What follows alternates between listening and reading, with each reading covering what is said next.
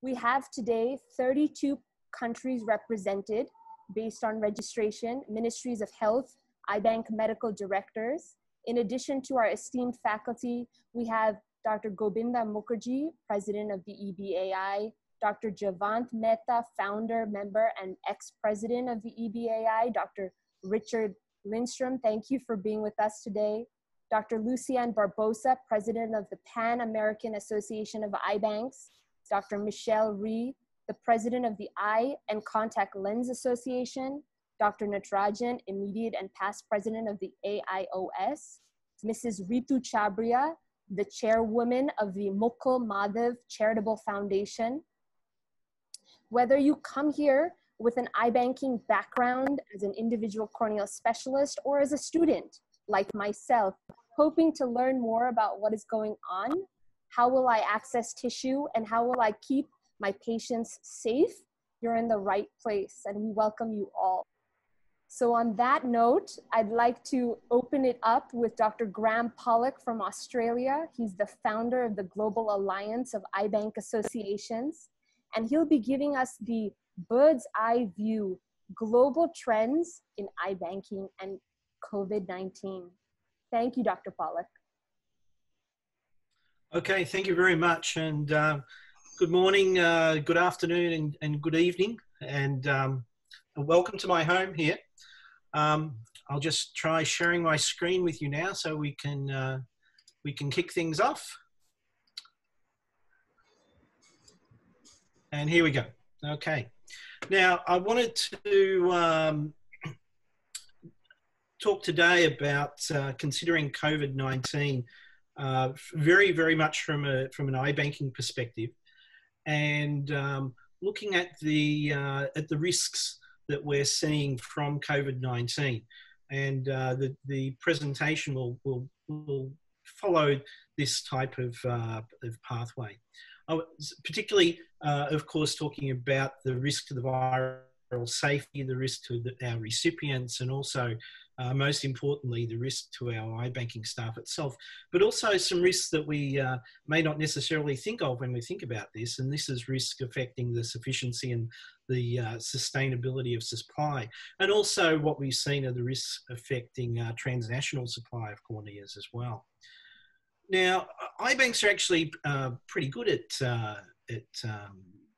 assessing and mitigating risk, and we actually do this every day. In fact, it's one of the reasons that iBanks exist, and we do this through donor selection and criteria through our testing, and also mitigate risks through some of the processing and storage processes that we use. With COVID-19, though, it becomes increasingly difficult to estimate what type of risk that we do have, because whilst there are many knowns, there are also many unknowns.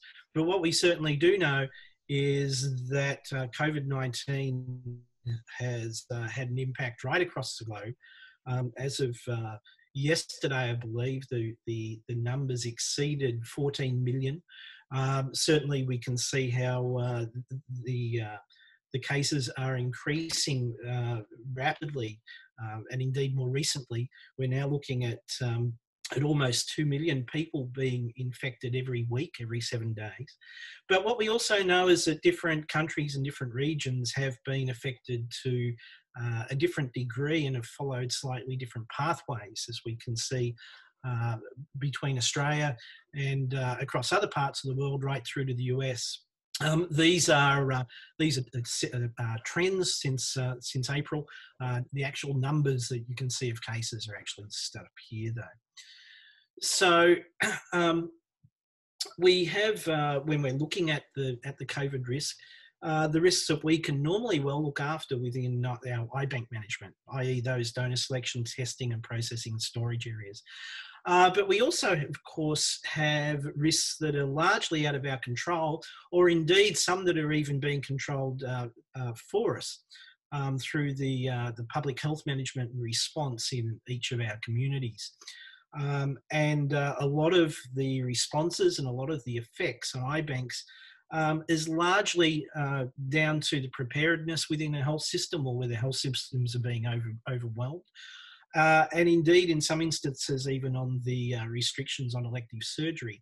So that how well an eye bank is doing and how well donors and how well transplants are going really ends up being a function of how well the public response and management of COVID-19 has been.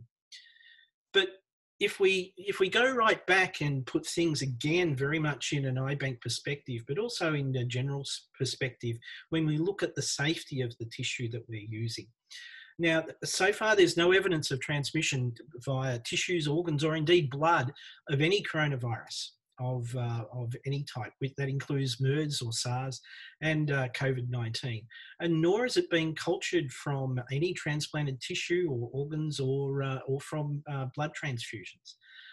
More recently, there's a recent article in preprint in Cornea that's looking that showed the absence of the COVID-19 virus in corneal tissues obtained from post-mortem donors. So when we're looking at our risk mitigation here, we're really looking at precautionary measures and from the safety point of tissue, quite actually a low risk.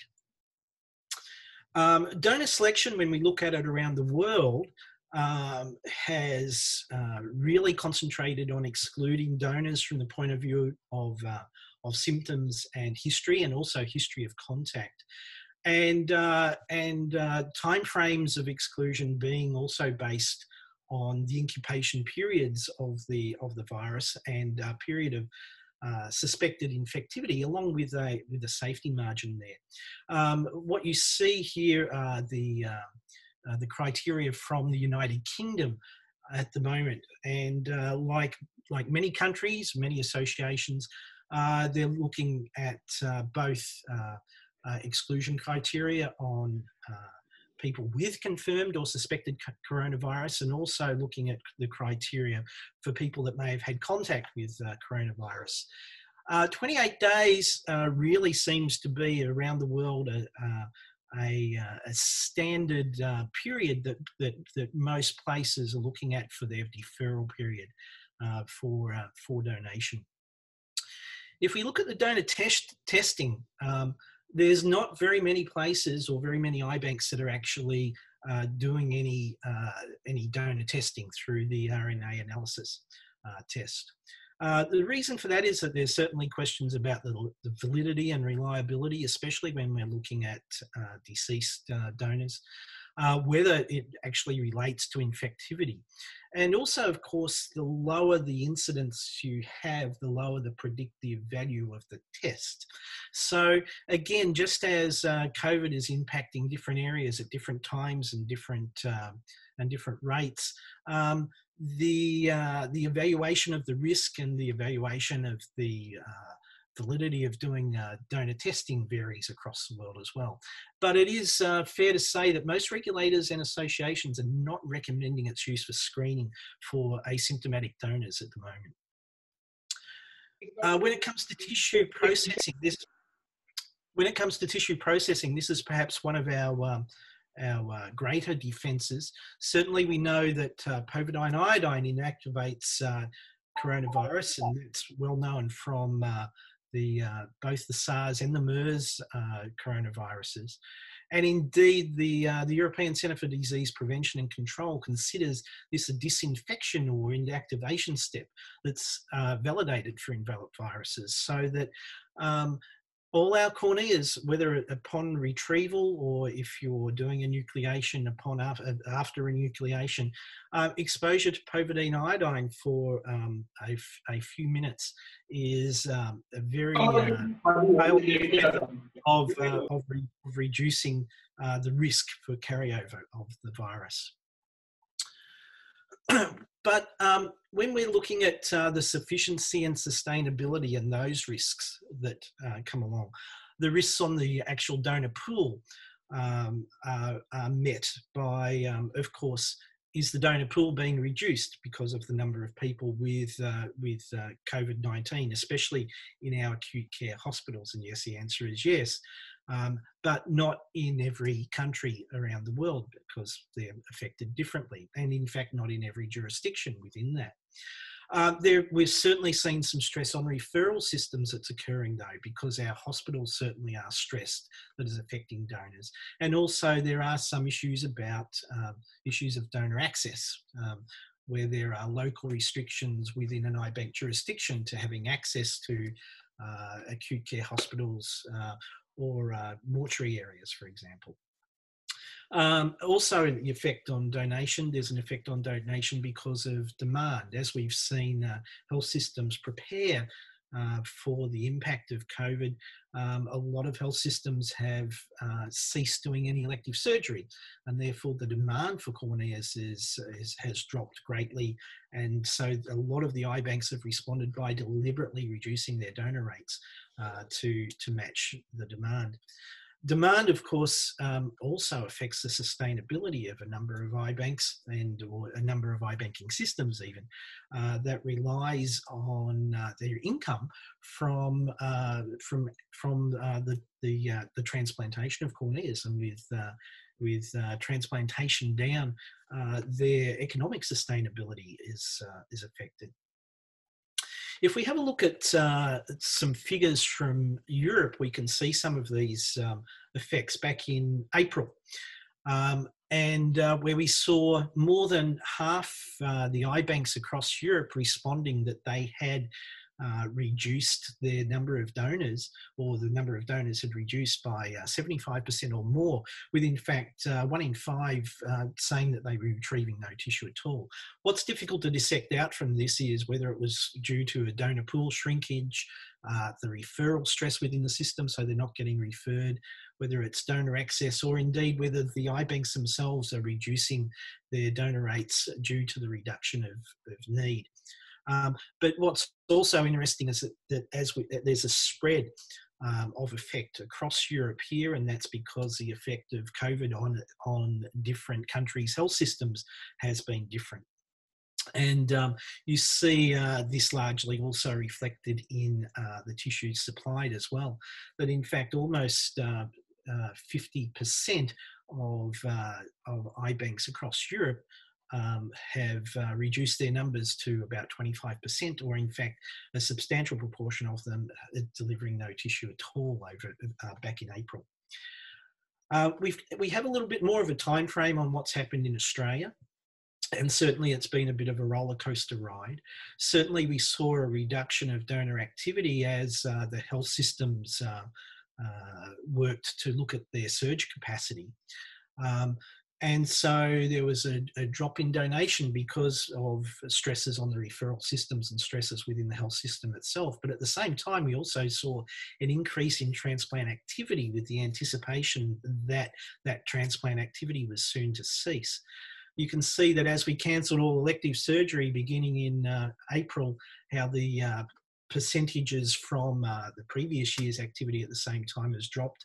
By May, when there was a gradual reintroduction of elective surgery, interestingly enough, the hospitals were still fairly quiet because we really hadn't seen any impact of any substantial impact of COVID-19 in Australia. And the hospitals were very, very much with our referral systems referring donors onto us. By the time we got to June, when there was a full reintroduction of elective surgery, we had that rebound effect of actually increased transplant activity over and above what we usually see. However, as the hospitals revved back up to trying to get back to normal, there was also stresses in restarting there, and we saw a decrease in donor activity due to stresses in the referral system. We're actually also now seeing the effect, and other countries are seeing this, of a second wave. Interestingly, a lot of the second waves are looking within jurisdictions, very small hotspots, if you like. In Australia at the moment, the hotspot is restricted to metropolitan Melbourne, for instance. So that when we begin to look at some national figures as we move forward, we have to consider that the national figures may not be representative of what different IBanks in this very same country, or indeed the very same region, are experiencing. Dr. Pollock? Yeah. The have about 2 minutes left, just a friendly reminder. About 2 minutes left. That's fine. Okay. When we look at transnational activity, this is a well-known chart from Philip Gain and colleagues back in 2012. And we certainly know that there were at the time, there were 70 nations that relied on imports of corn ears. At the moment, of course, all of that is really all up in the air, out the window, if you like, because the donation and both the donation rates and the demand is varying both in time and in geography, and it's changing very fast, and it's changing every day, and we're getting surges of that roller coaster effect that's happening. But most certainly what we do know is that most transnational activity, or most exports, imports, if you like, are from the United States. So what happens in the United States has a very, very big effect on transnational activity. A snapshot back in the beginning of April, we can see the percent of usual volume, the effect of COVID-19 on iBanking in the United States, and indeed on transnational activity, 4% of normal activity. There's also within this a lot of the transnational risk, a lot of risk is in the logistics of corn ear movement, with air freight certainly down. However, we do find now that couriers have adapted. They're relying less on commercial flights to move corn ears around. But there are still risk of time delays in transit. And we certainly have some stories around the world about corn ears being caught in transit for longer than 1 week. So the anticipation would be that by the time you're transplanting a corn ear, if it has come from overseas, it's likely that the time in storage is going to be quite long. What we haven't seen is any regulations from countries that are actually preventing the entry of corn ears, whether that might be some countries requiring testing of donors for COVID-19, or indeed whether they might even restrict some imports from some countries which are considered hotspots. But fortunately, we haven't seen any of that to any large degree yet. And lastly, when we're looking at the sustainability of iBanks, of course, with I'll just quickly go over this because we're running short of time. But certainly, with decreased activity, there's decreased revenue. Depending on how much the iBank depends on activity for its revenue, is going to affect its overall economic stability, and a lot of impact on the business of iBanking that may affect the sustainability of iBanks going into the future, depending on which health system they operate in and which part of the world that they're in. But I'll finish up just there, and thank you for your time, and wish us all the best for the rest of our presentations. Thank you very much. Dr. Pollack, it is no small task to be able to put together the entire world sort of perspective. And thank you for that. Thank you so much for doing this, really. So next up, we have country-wise case studies. We're going to start with Kevin Corcoran, President and CEO of the iBank Association of America, to give us the perspective of North and South America, followed by Bebe Yi, Country Director of Sight Life, China, to give us China's perspective, in conjunction with Professor Pan, who is the head of the Tongren iBank in China, and followed by Dr. Radhika Tandon from AIMS New Delhi, who was a past president of the iBank Association of India, to give us the perspective from India, iBank and COVID-19 trends in India. So with that, I'll hand it over to the three of them to take over. And Pragriti Chowdhury, who you'll hear chime in, she's my intern. So she's going to be giving sort of a 2-minute reminder to each one of us. Thank you. Terrific. Yeah, sorry. All right.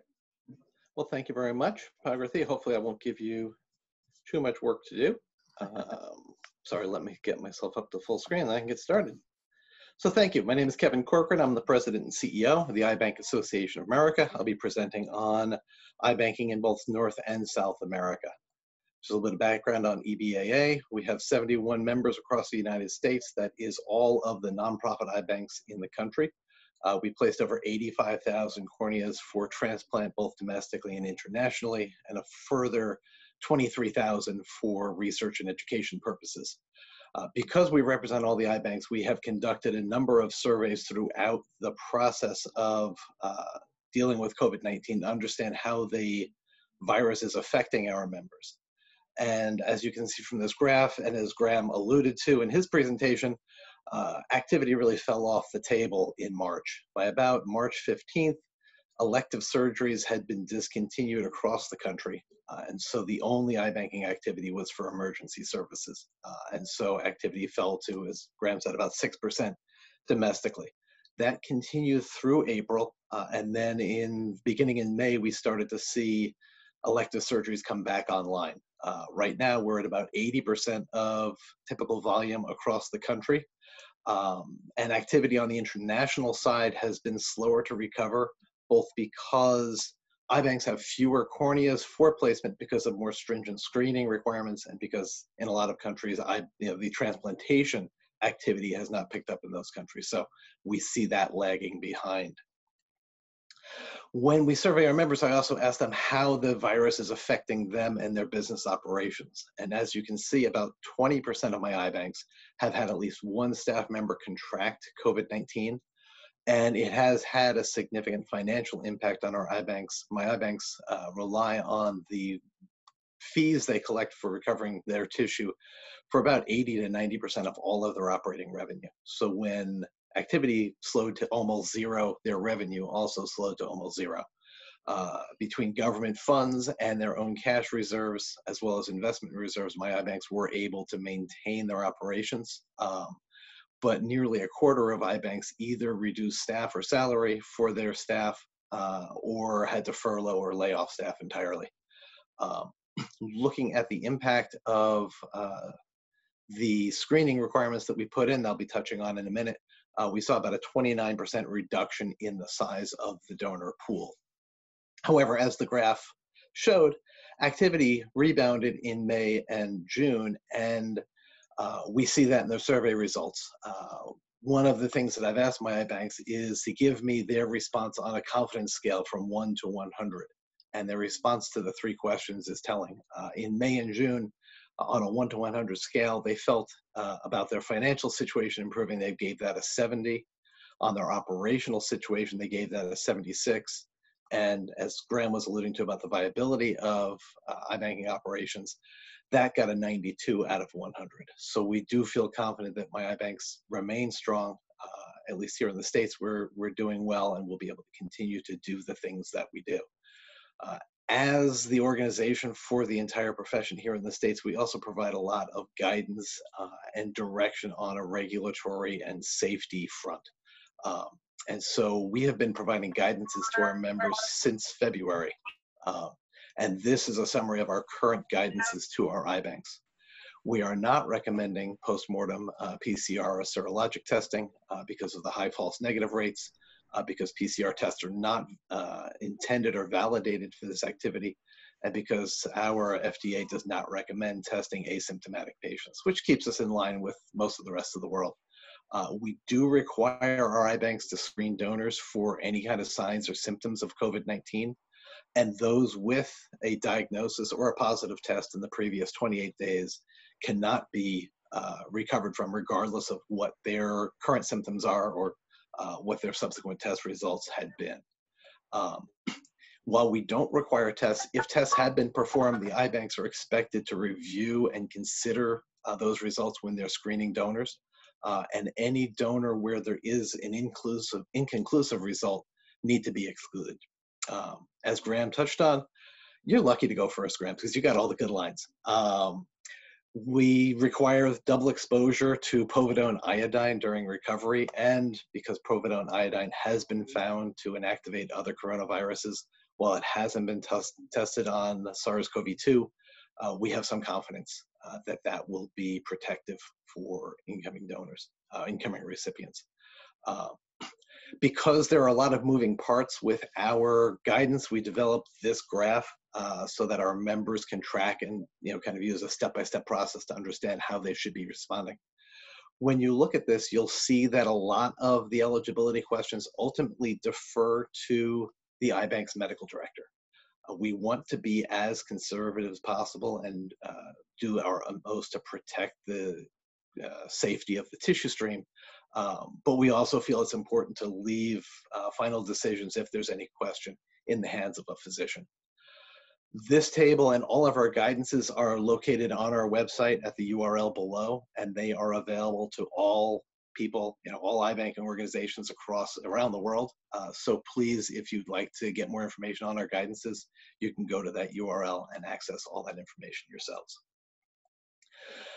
While we've set up a system where our goal is to ensure that the tissue supply stays safe, it is inevitable that there will be circumstances where a tissue that would have been screened out is unfortunately transplanted.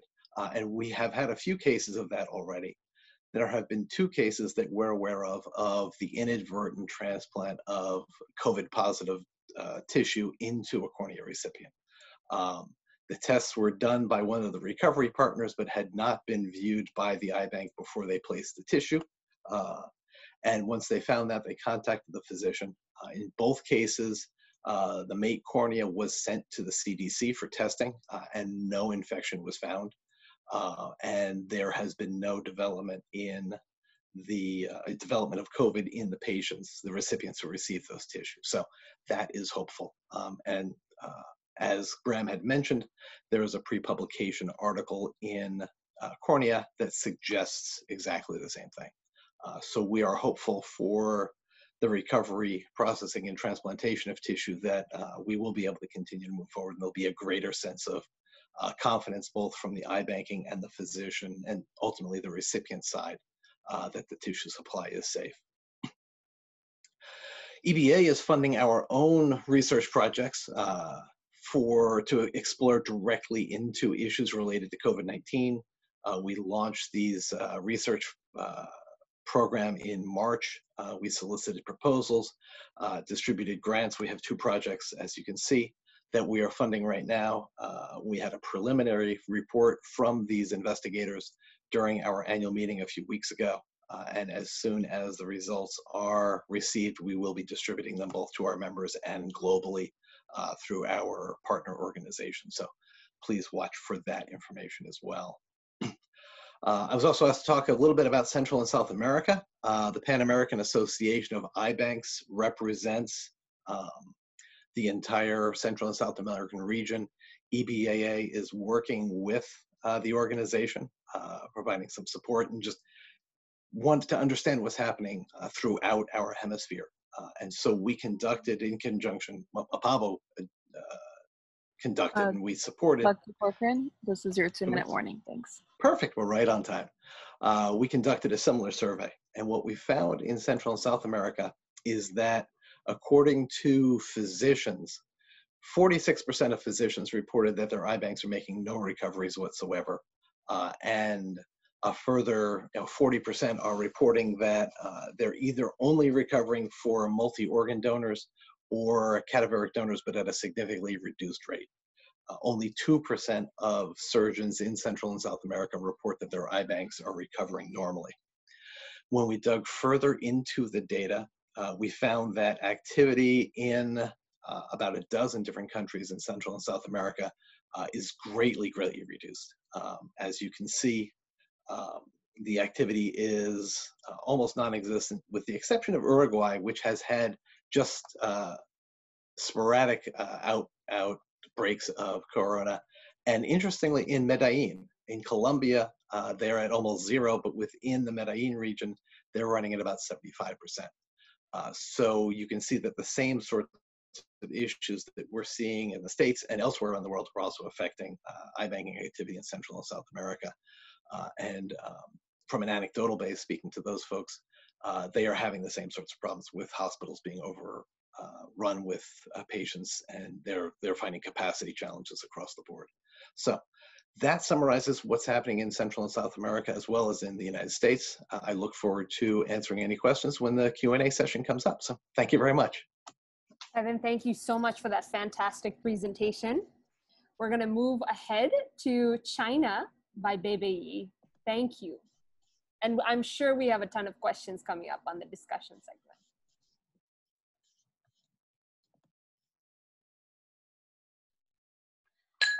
Hello, everyone. Good morning and good evening. This is Bebe Yi. I'm the country director of SciLife. It's my pleasure to present about the iBanking situation in China.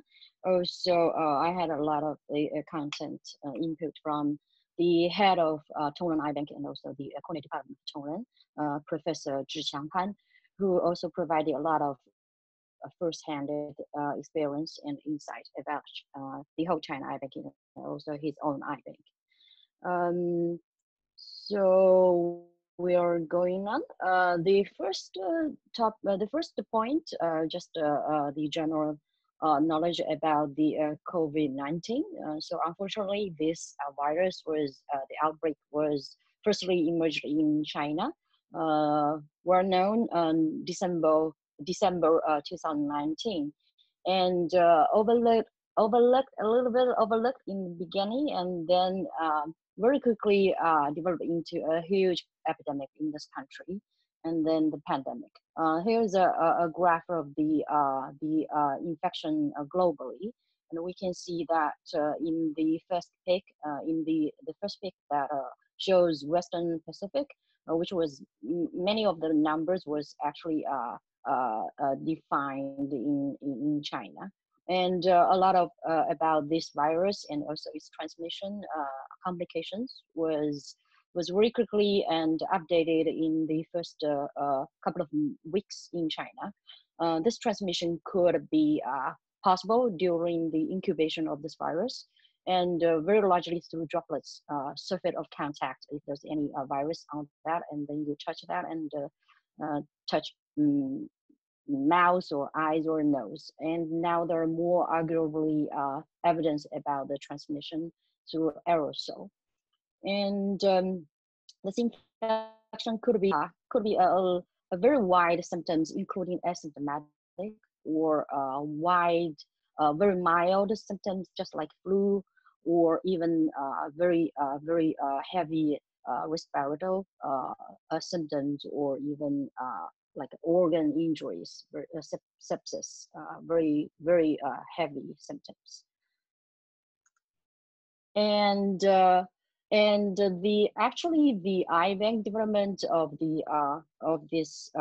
that in China has largely been impacted by the whole health system response to the virus.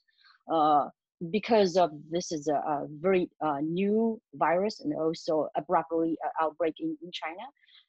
In the first beginning, there was very conservative and extreme response has been taken, and even till now, it has been regarded that there's very strict containment strategy has been played out by the health system. So the COVID has been responded as at the highest level by the national health system, not only just to the orange place Wuhan Wuhan city, but also that kind of like a very strict social and economic activities lockdown, and detection and tracking of mobility has been largely played out in this whole country.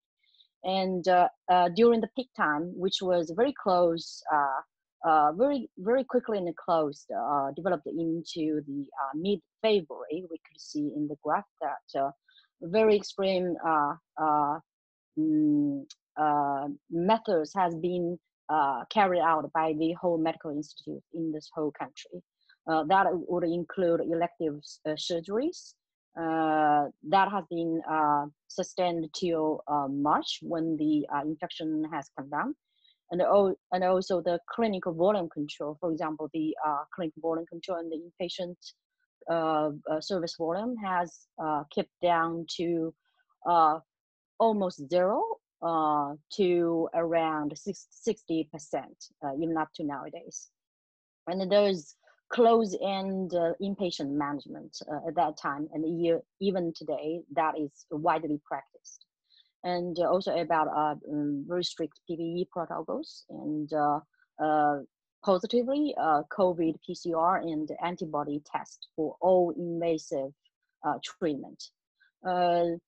By the end of by the mid of March, that's around 7 or 8th March, there has been frequently updated straight action plans and also the diagnosis and treatment protocol of COVID-19 in this country, led by the National Health Commission, and that has been largely impacted the health approach and also the medical institutes like eye banks, which is part of the hospital still nowadays in China. So if we look at the overall situation of the eye bank and the cornea transplants before COVID-19, we can see that the eye banks are largely just affiliation of hospital and work closely with the transplant department. And there's very dispersed power in this country, and around 80 active eye banks. There is no eye bank association formation yet. It's only mandated by the National Health Commission. And but there is the good thing is that there is a National Eye Bank Federation, which is under the management of Professor Pan, that has just established in this country, when they will hopefully will contribute a lot to the quality management and also a lot of the eye bank development issues. And if we look at the quality, the eye banks, the quality part are looked after by the cornea surgeons, and many of the technical operations were looked after by the cornea specialists. And interestingly, if we look at the country indications list, which is issued by the National Health Commission, there was no mention of SARS or MERS, which was rare, very rare in this country yet. So when the COVID just show up in this country, this was regarded as an absolute country indication in this country. And if we look at the donation and access to the tissue, based on, against the reality, there's around 2 million corneal blindness in this country. The demand is very mildly met. The transplant numbers were largely around 20,000 or even becoming less, around just 15,000. Showed by the graph. The data was collected by the federation and also some national authorities.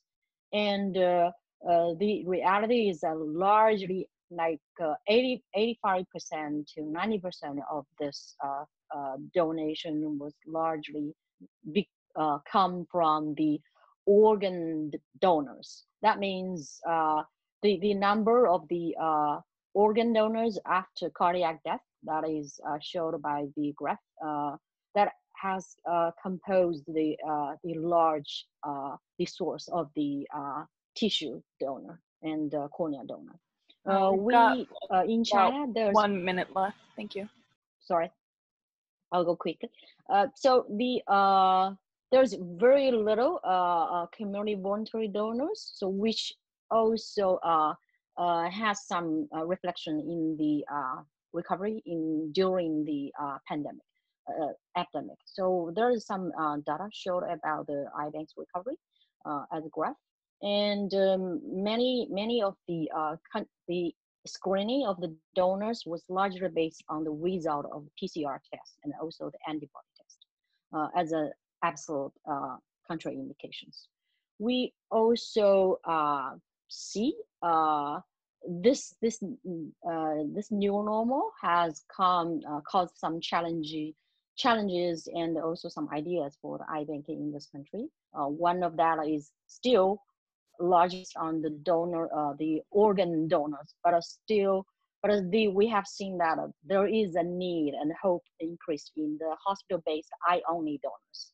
That means we need to increase the HTRP programs. And also because of the restriction in the clinic service volume, we have seen that the day surgery service of transplant will be increasing trend in this country. And also some recovery stations that will help the transgeography recovery will be some new idea for the eye bank centers in each provinces. So that's my presentation. Thank you. Maybe thank you so much for that. And you know, the origin being in Wuhan of COVID, we're really grateful to get your perspective on this. Thank you very much. And we're going to go into more discussion a little bit later. We encourage whatever questions you have from our students to our specialists to give us your input, and definitely put questions on the chat box and chime in a little bit at our discussion segment. We're going to go forward to Dr. Radhika Tandon, who will be talking on iBanking and COVID-19 trends in India. Thank you.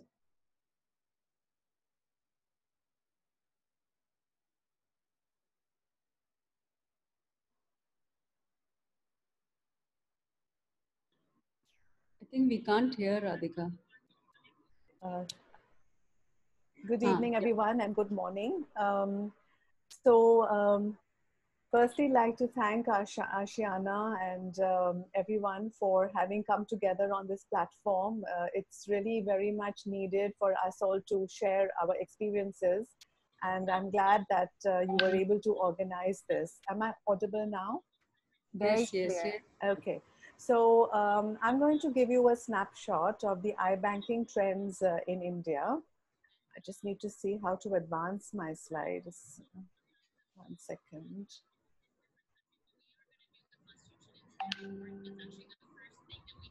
Yeah, sorry about that. So the slide is advancing now. I thought I'd look at some of the data available, and I've analyzed it and tried to interpret it. And then we all need to think and plan as to how we're going to proceed, because it's a very challenging time for everyone. And with different countries being at different stages, so we can learn from one another, because there have been different stages of the disease, different stages of how the cases are panning out, and also different kind of strategies in dealing with the various challenges. So therefore, the information or the data I'm going to share is more collected on a personal level, either by phoning people or emailing, and also checking what is easily accessible online. Now, what are our major concerns? So the main thing is to get adequate knowledge, and we're much more knowledgeable now in July compared to how we were in February or March. We know much more about the virus. It's a new infection. At first, we were extremely scared that it's all over the body, and it may be in the iris, it may be in the aqueous. And so just surface disinfecting with povidone iodine may not really take care of the possibility of transmission. But now that we've reached July, we have so much more information that we can sort of make safely take steps to reintroduce this surgery. So therefore, we need to have a positive attitude. The basic idea is to take care of safety and have the proper values of having the patient safety in mind. We have to also take into consideration the responsiveness of our individual health systems. For example, there may be some places which are overwhelmed, and at that time the priorities are quite different. Whereas in other parts of the country or the world where things are more quiet, their approach may be different. So it may not be useful to have a one-size-fits-all kind of a policy or strategy. So communication is very important, and this today's get-together is in fact ideal from that perspective. We will of course use our information-based knowledge, whatever we have, and have an analytical and problem-solving approach. And this is something we need to encourage every iBank or every person involved in the chain to maintain, because every person's feedback is going to help the entire system. Now, talking about India, the control of the COVID pandemic, India is a large country with 733 districts, and it's gone through several stages of lockdown starting from March. And after that, as the situation panned out, it was realized that there's no point being locked down forever. And so therefore now unlock procedure has started. In June was unlock 1, and in July it's unlock 2. And the country or the districts, the government has allowed the states to use their discretion in what they want to consider red zones, orange zones, or green zones. Green zone essentially are those areas where they don't have any cases. And there are fortunately parts of the country which are in the green zone. Now, during the period of lockdown, there was, as I said, a situation of great fear. This was in March and April, where there was a curfew.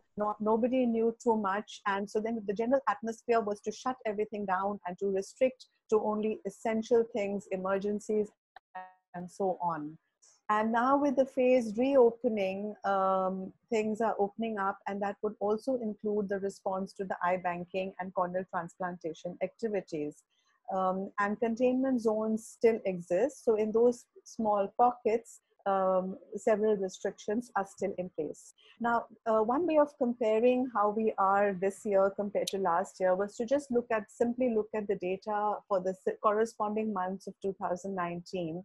And as you can see, all the various iBanks had a drastic fall in their collection and transplantation as expected. And now we have to look at working doubly hard in the next half of the year to try and recover and try and make up the gap. So if you see a comparative chart, there are all these iBanks, and almost all of them have had a similar drop in their activities. So this has included iBanks from various parts of the country, and I shall take you through them one by one. So here, for example, we take the National iBank at RP Center Ames, and this sort of line diagram is just to give you a visual impression. It's not that this is a trajectory over time. It's just 2019 first 6 months compared to the first 6 months of 2020. And it's almost like a 50% drop. Similarly, the Ramayama International iBank at the L.V. Prasad Eye Institute in Hyderabad, the Arvind Eye Care System, the Shankar Nethralaya iBank in Chennai, the iBank Coordination and Research Center in Mumbai, and we have a snapshot from the Regional Institute of Ophthalmology in Trivandrum, Thiruvananthapuram. I have kept this as an example because their focus of operations was more geared towards the multi-organ transplant. So unlike iBanking, the multi-organ transplants continued to a slightly higher level as compared to iBanking, and there they were using the tissues from the people who had been cleared for as multi-organ donors. We take an example of this little case study of the Rajkumar iBank from Narayan Nethralaya in Bangalore. And if you see, as opposed to the others, which had a kind of a 50% to 60% decrease, they had 87% decrease in their corneas collected, and similarly, the corneas transplanted. So there are certain averaging values which will give you a certain value. And then if you take individual iBanks, you will see that there would be certain variations. So if you see the collective data of the iBanks in the red zones during this COVID time, there has been a drastic reduction in both the cornea collection as well as the utilization. And this is the data just for the first 6 months, of course. And broadly speaking, these iBanks are in areas which have been considered red zones. So at present, they are having new cases being diagnosed of over 600 per day. In fact, only one of the centers is over 600 per day. All of the others are, in fact, over 1,000 cases, and Delhi and Mumbai had actually approached almost 2,000 new cases per day. So this is at a time when the infection was really rampant. Now, if we look at the records from the National Program for Control of Blindness and Visual Impairment, so here again, the numbers are larger, but the corresponding fall is similar. It's about 55% decrease in retrievals and about a 59% decrease in transplants. You can see the decrease in transplants is a little bit more if you take the overall national data. Here again, there could be various reasons, people not wanting to have the surgery, not having elective surgery, not having enough tissues, and inability to transport the tissues, or the patients moving from place to place. We've got 1 moment left. Thank you. Okay, so I'm just almost finishing. Now, the corneal blindness backlog-free Punjab data is a little bit different. Now, the Punjab government has had a different approach. They have not divided it into zones, their districts into zones. They have only had containment zones. And if you see the data from here, Amritsar, Patiala, Ludhiana, Faridpur, Jalandhar, and Mohali, where the infection has not been that rampant so far, and less than 100, at present the status is less than 100 new cases per day. So here the drop in the amount of work being done is obviously less. It's only about an 8.4% decrease in the collection, and the corneal transplants actually increased a little bit. So indicating that more emergency surgeries were being done, or perhaps patients who couldn't go elsewhere were then having the surgery done locally. And the EBAI data that we have is only for the first quarter, because the second quarter, that is April, May, June, it takes time for the data to come in from all the eye banks. But as you can see, again, there is a similar trend, but you can see in certain eye banks, such as in New Delhi, the activities actually came down to zero. And there are certain pockets where earlier the activities were quite high and they decreased drastically. But here I'd like to highlight there are certain areas which were quite active, but they actually had to come down to zero for a short time. Similarly, the surgical utility has shown an slight increase in the number, decrease in the site, a slight decrease in the number of optical grafts and a corresponding increase in emergencies. And again, this is an averaging of 6 months performance. But if you look at a month-wise performance of several of the eye banks, at the LV Prasad, for example, they had come down to zero in April. At the RP Center, and as you can see, as I said before, Delhi, the number of cases have been increasing. So April, May, June, the recovery has been zero, and we had to depend on corneas taken from other places, such as glycerine preserved corneas or other eye banks, in order to do the few emergency surgeries. And Chennai is falling a little bit behind because the cases are increasing there. And so therefore their zero has come correspondingly later. So those month-wise figures are something to look out for. So basically, we are empowered now with better knowledge, and we need to continue gather information. It has taken time to garner resources. For example, just arranging the PPE for the staff has taken time, and the implementation to monitor outcomes and safety. So I'd like to acknowledge everybody who was so forthcoming in giving the data at a short notice. The National Program for Control of Blindness and Visual Impairment, Dr. Pramila Gupta, Eye Bank Association of India, Dr. G. Mukherjee, and all the other various eye banks. And I'd like to thank them all for the great work that they are doing. And I'm happy to take any questions later on. Dr. Tandon, thank you so much. I think there was one slide, if you can go back to your slides, a beautiful slide showing the different states. Do you mind showing us that one more time? Not at all. Let me just see if I can get back to it. Hold on, sorry.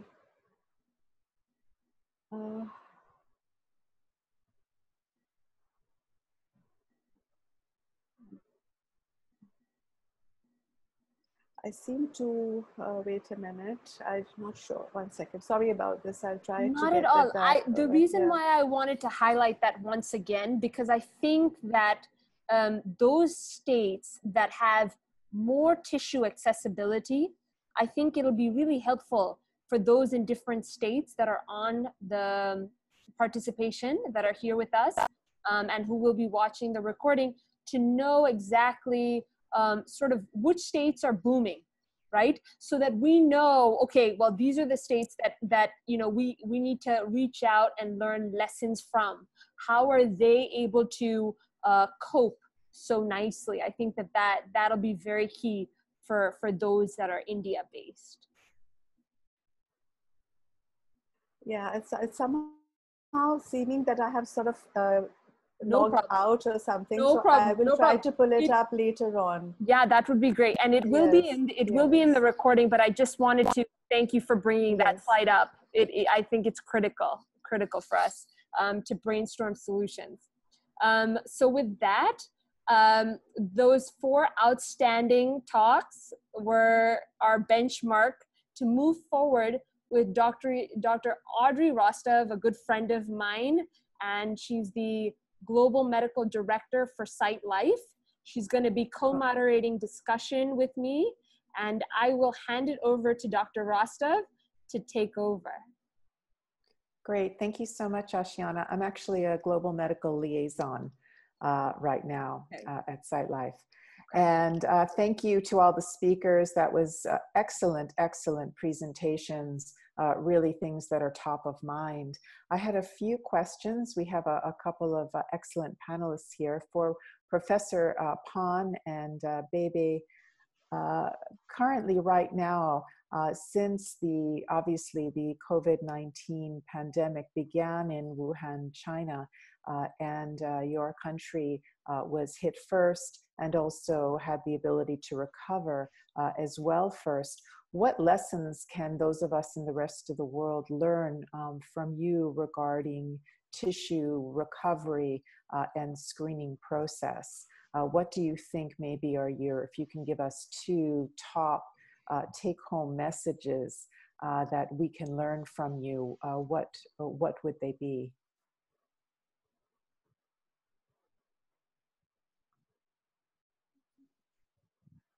Hello, this is David. I'll ask Professor Pine to answer this question, and I'll do the translation if needed.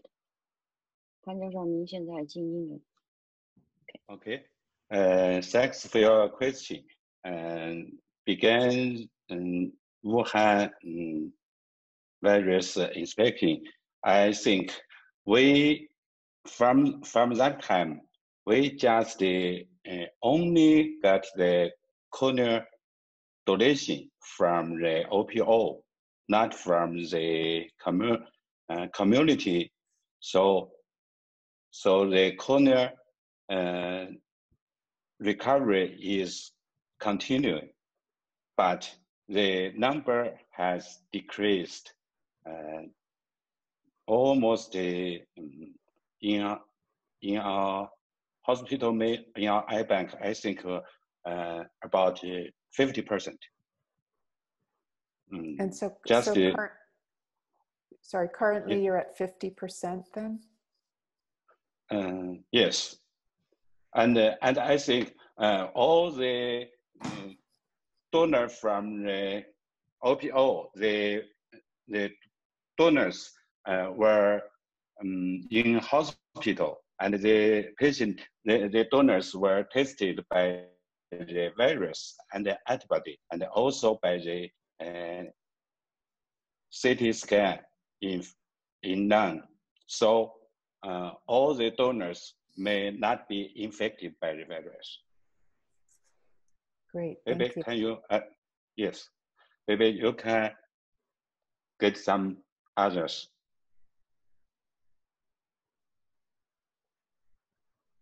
Yes, that's all. Okay, thank you so much, Professor Pan. I'm going to ask Patrick Emery, who is also on our panel, who's Sight Life Vice President for Asia and Ethiopia. Patrick, a couple of questions for you regarding the talks that you heard, and let us know what is going on as VP of Asia as well as Ethiopia.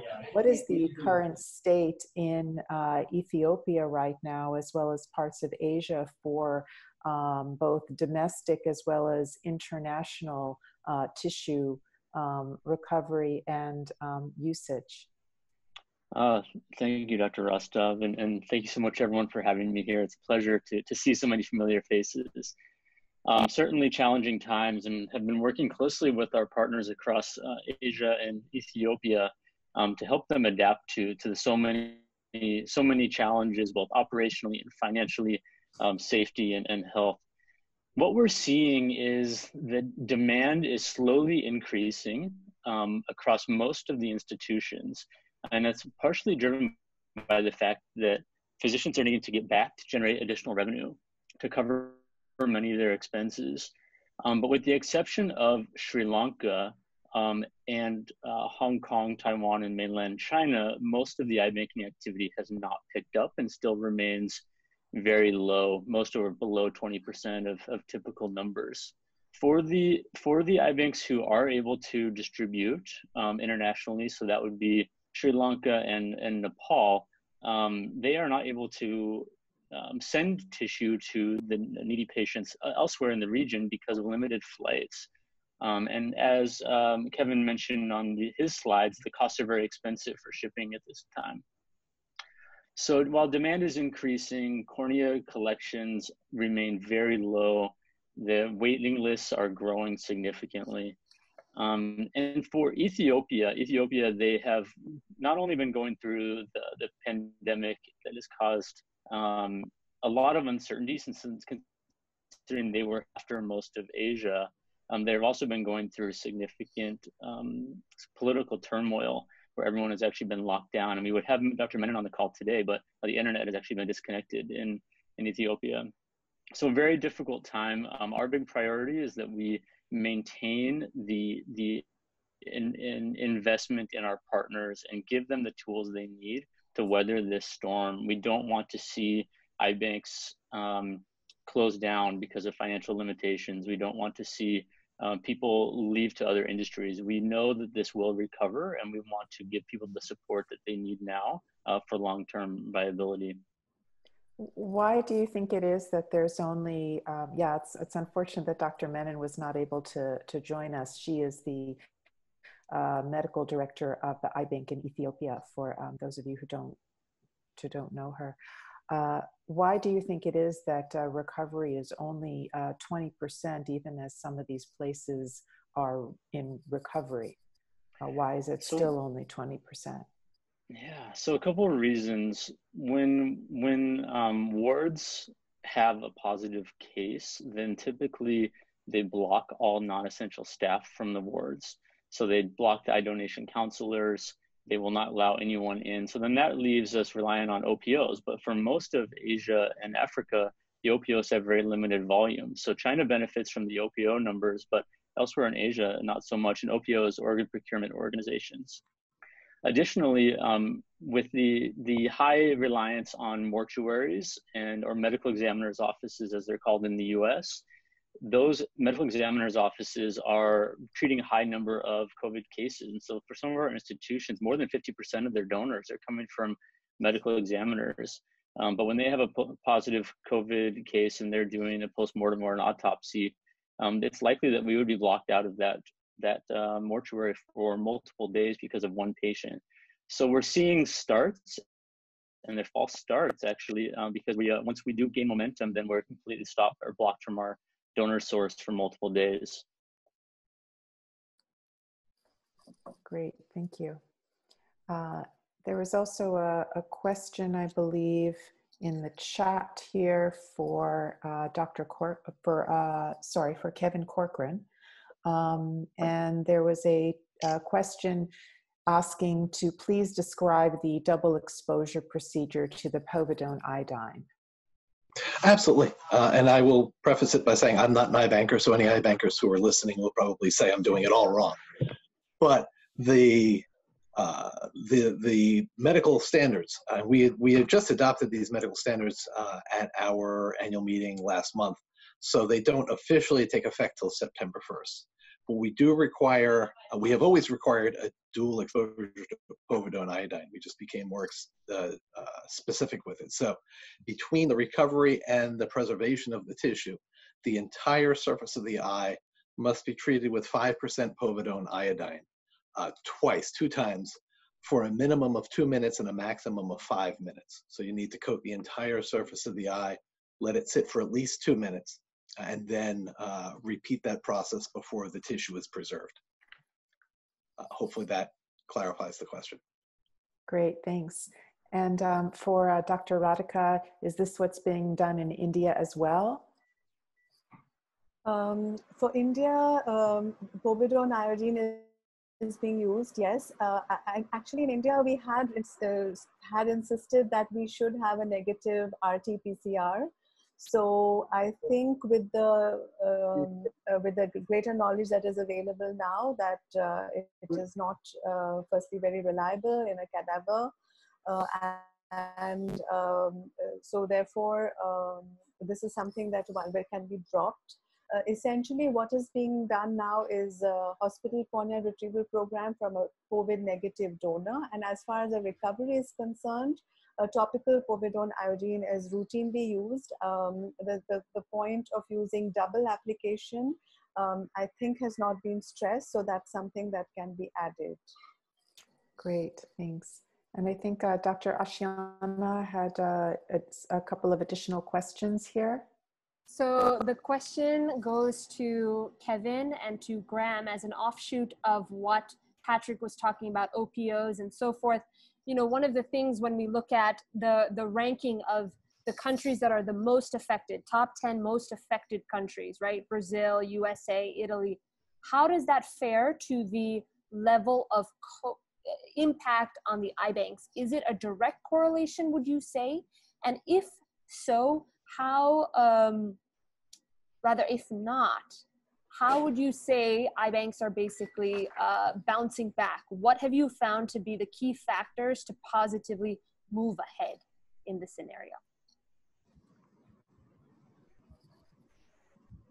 Well, from Australia's point of view, most of the impact on eye banking activity was less to do with the virus overwhelming health systems and more to do with the government's public health response to the threat of the virus, which is why we saw a short-term decrease in donors, but have really now that a lot of the restrictions have been lifted in all but a few areas of Australia, we're seeing ourselves really return to a normal.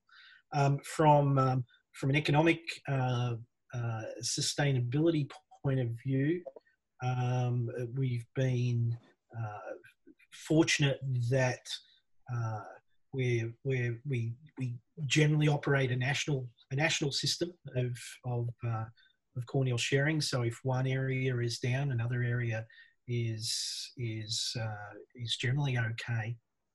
And economically, we really have a public-private split in Australia as well, so that both from an ongoing demand point of view, even in poor economic times, the demand will certainly continue as it is, certainly through public medicine, and the funding through public sources as well. So the impact on eye banks in Australia and the recovery of eye banks in Australia, it has been very minimal, and the same for New Zealand as well. I can't speak so much for Europe though. I'm not sure what the individual issues are there, but certainly those systems that have more of a public health type of system or universal healthcare, like in the UK, at least the well-being of the eye banks has been sustained a lot more. And I would say in the States, Patrick and you touched on the OPOs.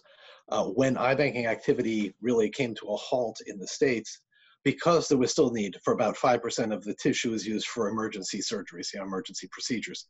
Frequently, those tissues were being recovered by organ procurement organizations because they continued to operate at nearly normal levels while eye banking was shut down. So our eye banks do have relationships with OPOs. So OPOs were doing recoveries that eye banks could use for emergency services. And as Graham was saying, EBAA sponsors an ocular network exchange, which is a tool that allows eye banks that have a surplus of tissue to share that tissue, put it up online and make it available for other eye banks to recover, to contact the eye bank to acquire the tissue from the source eye bank so they could place it for their surgeons. And we saw an increase in activity on that system while recoveries were down significantly. Excellent. There's a question on the chat box regarding eye donation. How do we go about increasing eye donation? So we can request Dr. Natarajan as well as our Dr. Tandon to chime in on that question. Dr. Natarajan has set up through the AIOS a pledge donation of eyes. So that is something that can really help us here as well. Thank you, Ashiana. I'm audible? Yes, very, sir. Yeah, so thank you. So as a president, I made a 5-point vision, and my final point was on promoting eye donation. So we have made, I put videos on Aishwarya supporting the eye donation plus Hrithik Roshan.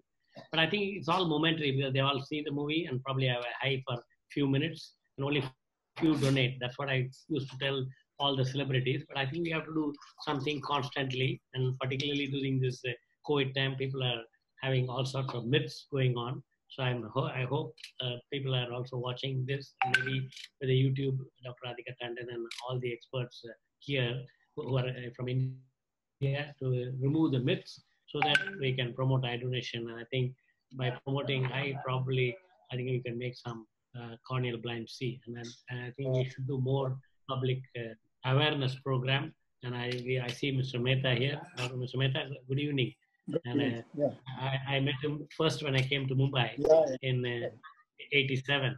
So thank you, sir. And I think I constantly, right from my school days, I promote eye donation, but I still see the number of eye donations in India. I think we need about 300,000 and we are only getting 50,000. I think that's the rough statistics I remember. So we have to match the demand and supply. I just heard the previous comments about iBank should not close down for lack of funding, but I think we need to do both sides. I think we need, I think there are a lot of NGOs who support Rotary, Lions, and many others. So I think public awareness is the key, and I think we all, in our hospital, we also have the eye donation pledges kept. And I keep telling the people that eye pledges it doesn't make any real thing, but except it is after you make, the family should know that it should be a part of the will that somebody has pledged the eyes, so that the family honors that will. Otherwise, usually once somebody dies, and I think people are ready to only arrange a crematorium, death certificate, and call the relatives, and probably then look at the will later. But I think there has to be some way to sensitize the family. If somebody dies, I think it has to be a second reflex, like calling the doctor for the death certificate, call the crematorium for doing the last rites, and I think the third should be call the eye bank for eye donation. And according to me, I think all eyes should be removed, and whether it's infected or what, and then I think the eye bank should take a consent to decide to use it for research or give it for training, or if the tissue is healthy for giving for eye donation. If I have a question, thank you so much. So basically you're saying that even during these times, Dr. Natarajan, that to be sure that we're still doing our outreach and education about eye donation.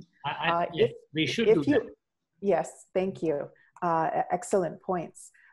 If you do, say, have eyes that have been collected from COVID positive donor, are you still able to use them for research or no? Yeah, I have actually. I saw Dr. Sheila Kerker, who's a professor here, and I spoke to Ashiana, and I also spoke to few people earlier. And I actually want to see is that if the patient had any pulmonary infarction or a pulmonary arterial, any of the occlusions, and whether we can see something in the retina. Because Ashiana sent me a publication from Germany on there's no virus in the corneal tissue. And I think there are a lot of reports from Singapore and American Academy mentioning with clinically also in an alive patient, they're not able to see any virus. But I think that's still a problem because we don't know what's happening. Because even the regular COVID nasopharyngeal swab says only 70% are positive. And I think even in the antibody tests, again, every 3 months probably you have to do that. So I think if you get the eyes, probably we can, I don't know whether anybody has eyes, and I think the similar thing I suggested Dr. Namrata Sharma also, who is the professor in All India Institute where, and I also spoke to some virologists, that we should collect the eyes after the death. Whether it, I don't know, I think for eye banking it may not be useful, but at least the COVID patient, the whole eye should be studied, not only the cornea. And we are trying to do that. We are trying to do that, Dr. Natarajan, and we have written a project for the effect of the same, and I'm sure we'll come out with the results. I hope you can involve me in any findings with the retina. I'm an odd person in the group here, right? You're not an odd person. You're a great motivator. Absolutely. Yeah, we like that there's even retina people who look at the cornea as more than a window to the retina. So we appreciate, really appreciate all of that. So thank you so much. That's because I'm a third generation ophthalmologist and I'm seeing eye donation from as a kid. And in our Hindu mythology, we have Lord Shiva. There is a devotee called Kannappa who actually donated both his eyes to Lord Shiva. That's a mythology. So that has been kept in the public awareness by my father and grandfather. So I always promoted eye donation even before I joined medical school. So I still continue that. So as a president also, I did it as a 5-point program and it's still there. And I have, that's I forgot. We have created the website, thanks for Ashiana, pledgemyeyes.org under the All India Ophthalmic Society. But I wanted to reactivate it and I hope Namrata and Radhika will use that. And I think it's sponsored by NTOD, and I think in case we want to remove their names, and they're ready to do that. But the website is on, and we want to promote eye donation without any benefit to any of us. Thank you. Ashiana, do we have time for any more questions? We do. Or do we need to move on? We do. We do have a few more minutes, Dr. Rostov. I just wanted to ask anybody and everybody in this panel, is there anybody who's doing a COVID testing before taking the donor corneas? Because although we have left it even from the India point of view, also we've left it to the discretion of the to the treating physician. But is there any country or anybody who's doing mandatorily COVID testing, RT-PCR or from the swab? I don't think there is anybody. I think Mark Soper, though he's not on the panel, I think Mark Soper, if you're there, you can give us good insight on this, as well as Dr. Jennifer Lee, because I have heard that as far as overseas tissue, there is testing that's routinely being done for tissue that is going from the US to other countries. Mark, Dr. Jennifer Lee, would you be able to give us insight on this? Ashiana and everyone. I believe we're getting some testing results, but it's more by default that patients in hospital, many are being tested by the various hospital protocols. So coroner's offices tend to want to do COVID screening on all of their cases. So for an ME or coroner's office, we often are getting a result from what they've done. That's actually resulted in a delay in obtaining the results, slows down the release of tissue somewhat. I know there's also musculoskeletal tissue processors are running COVID testing on donor blood samples, even though the testing's not FDA approved here. And again, if it's positive, there's exclusion. If negative, fine for transplant, but that's not been a completely validated test. So I think the testing there, as Mark said, is more historical rather than obtaining the test, aside from the musculoskeletal tissue processors. Correct. Dr. I mean, I think, the EBA has very specifically not recommended routine donor screening for all those reasons, for the concerns that we have about testing donors with non-validated test kits. And so the presence of a positive or negative test can be helpful for an iBank to determine eligibility of the tissue, but it is not the make or break in terms of eligibility. I think that there's one of the, one of the things that I think is of great concern, and please anybody jump in, is the question of, are we over screening the tissue? And it's hard as this pandemic and the knowledge of the COVID-19 virus is, we're learning more and more, and as information is emerging, as the pandemic is emerging, what we might be doing that's potentially over-screening tissue. I think the reality is that we are in a constant process of evolution. So, even with the EBA screening recommendations, we're on our third or fourth iteration of that, and certainly this won't be our final iteration. The committee's been very good about staying updated on new data as it comes in. And I know we're meeting again in the next week or two to further refine our recommendations based on the information that we have now. So stay tuned. Mm-hmm. Okay. So another thing I think which everybody is asking and wants to know is, when the technicians go and retrieve the eyes, do they wear a full PPE? Is it like a, the PPE that you wear for your surgeries? Namrata, the article which Ashiana sent, they mentions that they're wearing full PPE and removing the enucleated the eyes. Yeah, and Dr. Sunita Chaurasia from LV Prasad, we were talking about this the other day. So Dr. Sunita, if you can also chime in on this question.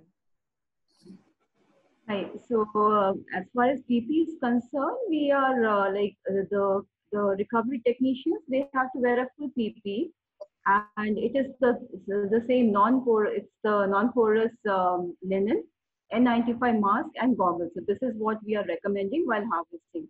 During other times, it's like they can be in their routine wear, but they have to keep wearing gloves and goggles all the time. N95 mask is all the time. So during harvesting, those extra things are being done. And there's also another question, Dr. Sunita, Dr. Namrata, with regard to the MK media. Is there any particular antiviral precautions, prophylaxis, additional care that's being taken? Yeah, I was trying to add that. So as far as adding an antiviral is concerned, I don't think there's anything we know of which is going to help in curtailing this virus. But certainly we know that the virus does not stay on surfaces on media for long. So we just maintain a quarantine of 24 hours before distributing and using the cornea. So that's something which we have been practicing. Like we harvest the cornea, like earlier practice was, suppose we have a harvest today, and if we have a requirement, we just distribute at the same time, like after all the serology tests are available. But now we mandatorily make a quarantine, have a quarantine of 24 hours before utilizing the cornea. That is something we have been practicing. And why are you doing that, Dr. Sunita? The reason is like we know, like let's say we have a virus on any surface, like let's say the donor cornea is harboring the virus. So if you wait for 24 hours, likely that the virus is going to be inactive, even if there's a remote possibility of having, this virus seeding in the corneal tissue.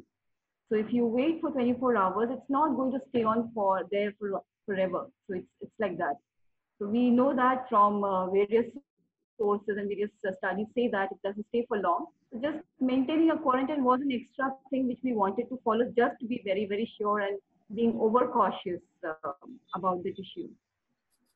Okay, thank you. Okay. Yeah, I think we have to bear in mind that the greatest risk is actually to our technicians of this virus, and also the introduction of it within our iBanks rather than even the introduction of it on the tissue itself. So the use of PPE absolutely full PPE absolutely should be mandated for the technicians, because that is where our greatest risk lies. So we have a comment from Dr. Sheila Kerker, Head of Department at KEM Hospital, Mumbai. Dr. Kerker. Actually, we have a problem, I think, in collecting our eyeballs is because, first of all, we are in a containment zone and we are not doing any elective surgeries at present because all our residents are posted in COVID wards in the emergency ICUs and various other places. Secondly, when there are no residents who will enucleate them, and when we enucleate, then some of our patients are from out of the city who are registered with us. So there's no transportation for patients to come also because of the lockdown in various places. So that's also another factor of why we are getting such less cases to do and less eyeballs to get from. So these are some of the few factors which we are facing in our hospital. And what Dr. Kerker is mentioning, I spoke to the iBank here in Mumbai, and they had mentioned over the past 1 month, they had opened up in June. Since June till today, they've not harvested even one tissue, not even one. So we're doing cryopreserved tissue. That is for us also. I'm not saying we've not, but our yield since June and now has been drastically low at National Eye Bank. And if you look at the EBI statistics also, except for few centers who've done a little bit of harvesting, rest people are not doing. And we've had issues even with the eye donation counselors. I'm sure all of you must have had the technicians who didn't want to go, who were resistant in the beginning to go and receive the eyes. Yeah. Not only also because the counselors also are not there, and even our patients' relatives are not there. When the person dies, so many times the relatives are not there to give consent. Run off, abandoning they just abandon the patients and just go. So then there's no question of having consent also from the patient to get permission for enucleation. So these are various factors in our setup, It's another problem, big problem we face is, see, a lot of corneas we have from home retrieval. Now, home retrieval is totally stopped. All our eye donation centers, they have fair amount of collection from home calls, at the time of death. They are not allowed to go. So that has also affected a lot, as per the ministry. Mumbai and other areas. Even Umma facing the same thing. Yeah, as per the ministry guidelines, we cannot collect corneas through voluntary eye donation program as of now. Yeah, that is. Then, whatever, I don't know. Because it has taken a big beating, Dr. Namrata, I had a question. We have this rapid test available now. Let's say, like somebody was asking in the chat box, how do we increase the donation? Now, for the voluntary, I did, Sunita. I know that you are asking. It would be a good idea. Like, let's say if we have a rapid test, it just gives you the result. No, it will be a good idea, but this was just last week because there were areas which were in green zones, districts in green zones from wherein the eye banks wanted to collect the eyes. And we had inquired from the Ministry of Health and Family Welfare, and again, this was just 7 days ago. They just refused it. They said, no, as of now, you cannot start voluntary eye donation. In my opinion, this antibody rapid test is going to play a lot of role because you will get quick results. Okay, if somebody is negative, within half an hour to 1 hour, at least we know it is negative. So I believe, in the next 1 or 2 months, this antibody test, will play a lot of role, in increasing the number of eye donations. Radhika, what are your comments, observations? And Dr. Lindstrom also, if you have any comments as well, please do chime in.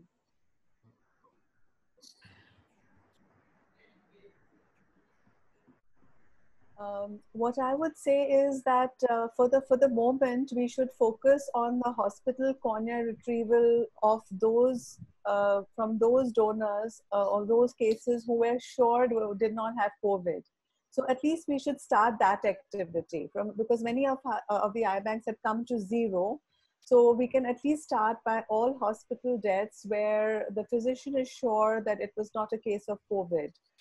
Or the patient may have had a COVID test very soon before death and within 48 hours before death, and that was negative. So we need to get at least the larger eye banks who have the facilities. You see, don't forget that it's not easy for the eye banks to get hold of the PPE.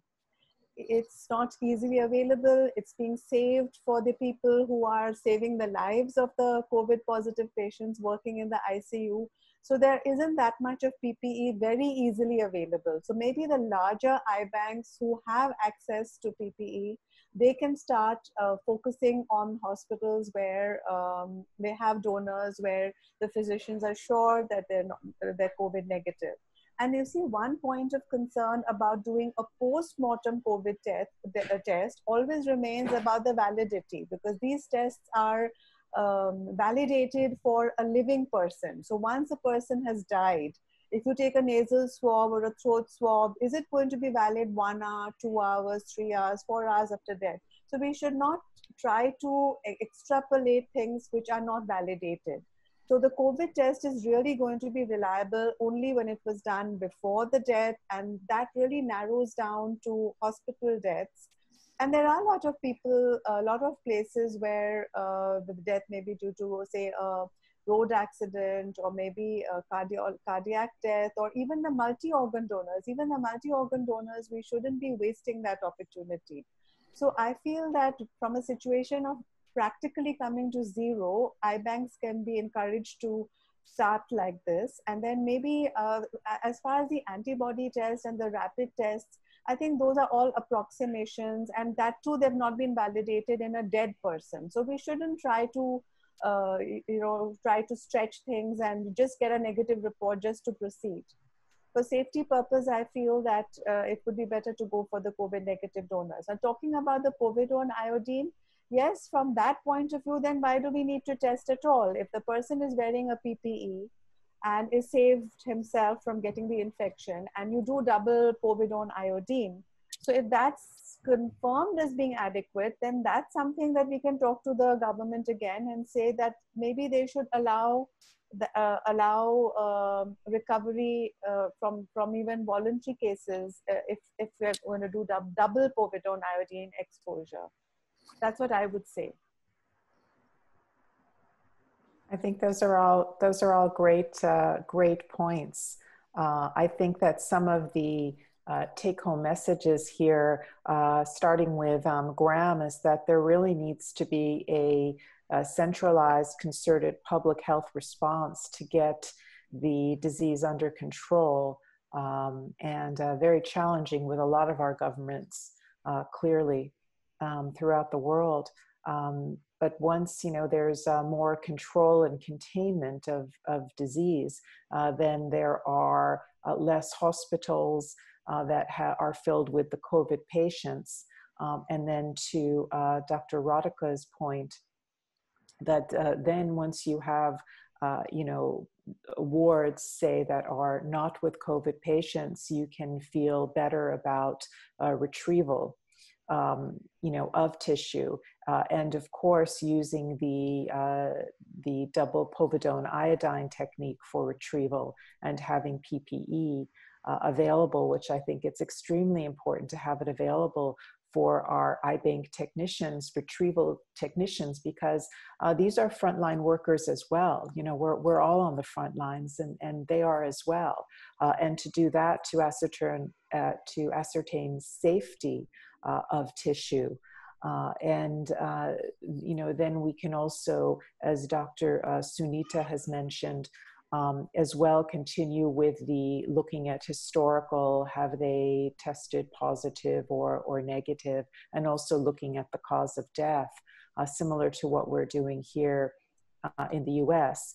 And then, as Dr. Natarajan has stated so eloquently, we need to remember continue our outreach and education for eye donation, even in these times of COVID, to keep that top of mind for our communities, so that as this wave passes, and it will pass, that we do have a potential supply of eye donors. Beautiful.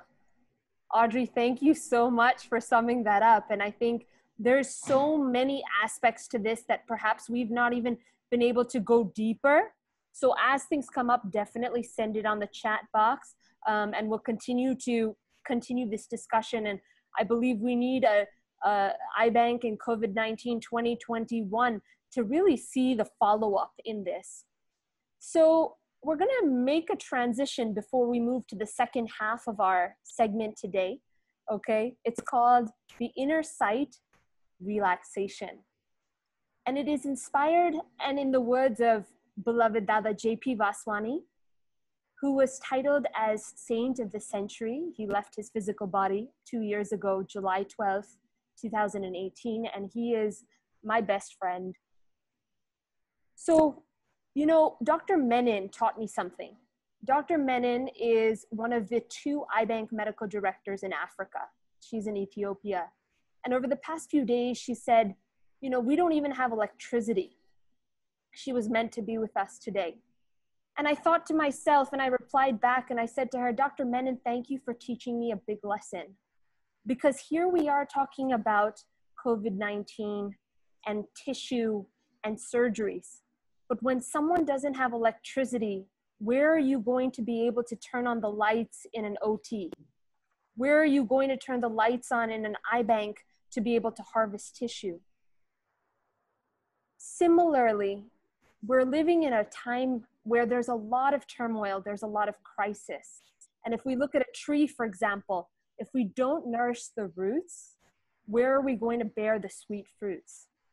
Similarly, if we don't look within ourselves, spend a few minutes in silence, a few minutes to introspect and contemplate and look at the positives in life, where will we as healthcare providers be able to go out and share that peace and that love to all? So in that inspiration, we're going to spend the next 10 minutes through this inner sight relaxation. So please close your eyes. And in those few minutes, do take time to share your love and your vibrations of peace and love to those around you. Thank you.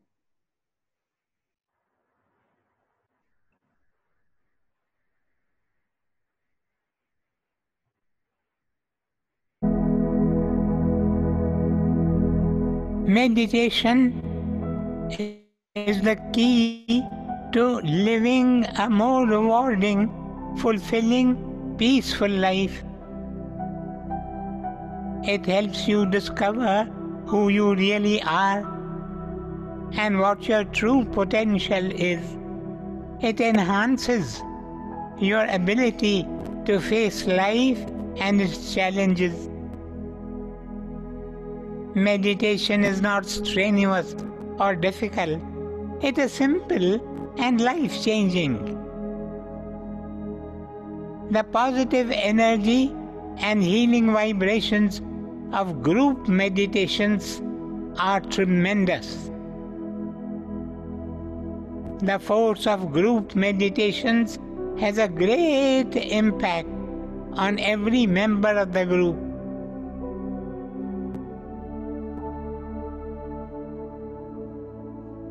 Meditation begins with relaxation.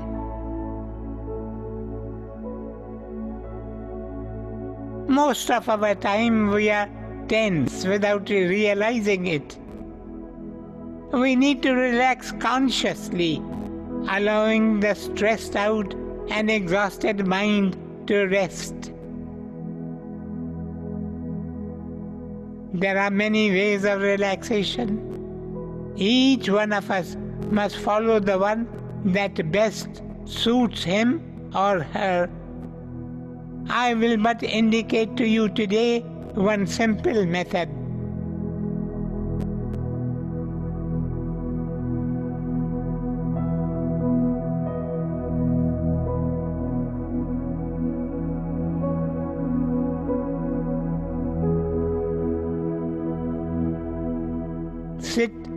in a comfortable posture with the back straight. As far as possible, let the back, the neck, and the head be in a straight line. Close your eyes and take a deep breath and exhale. Do this a few times.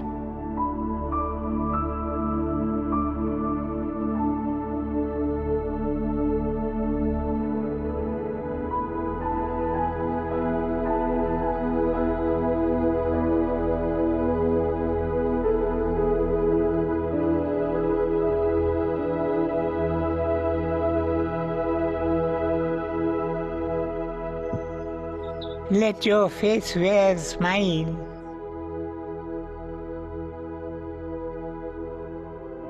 Now sit still and breathe normally.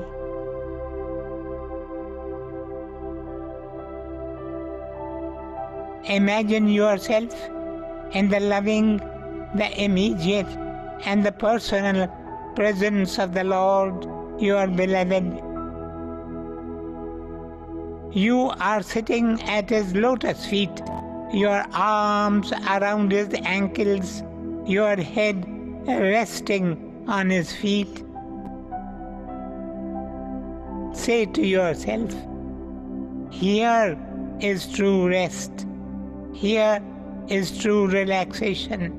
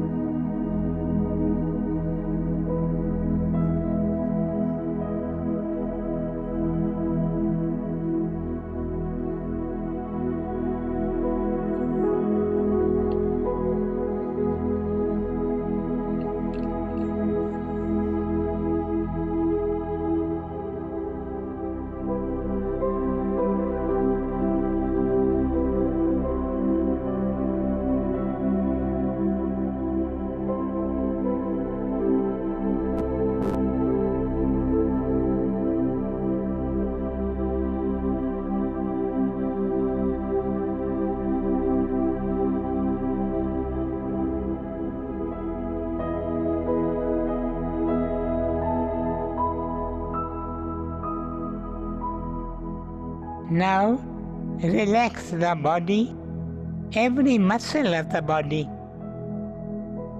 To relax a muscle, you must first tighten it and then release it. Remember that all the while you are in the loving, immediate, personal presence of God. We will now move from one limb to another by tightening it and then releasing it. Let us begin. Bring your attention to your feet. Tighten and relax. Legs. Tighten and relax. Buttocks. Squeeze tight and let go. Abdomen. Tuck it in and relax.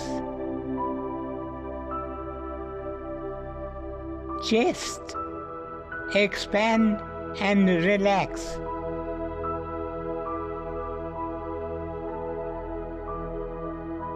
Shoulders, lift them upwards and drop them down.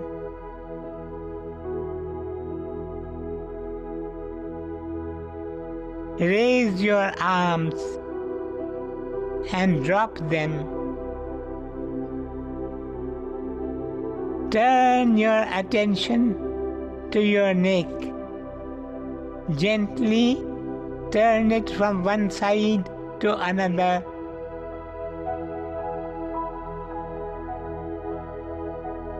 Arms stretch tight and relax. Hands tighten into fists and relax. Relax, relax, relax. Let go, and let God. Now tighten your whole body and relax. Repeat this 3 times.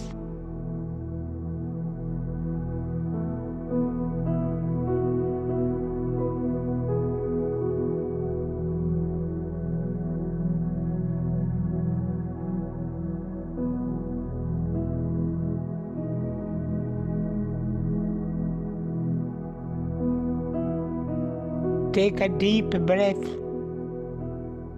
Allow your stomach to expand. As you breathe in, hold the breath for a few seconds and then breathe out through your mouth, allowing your body to completely relax.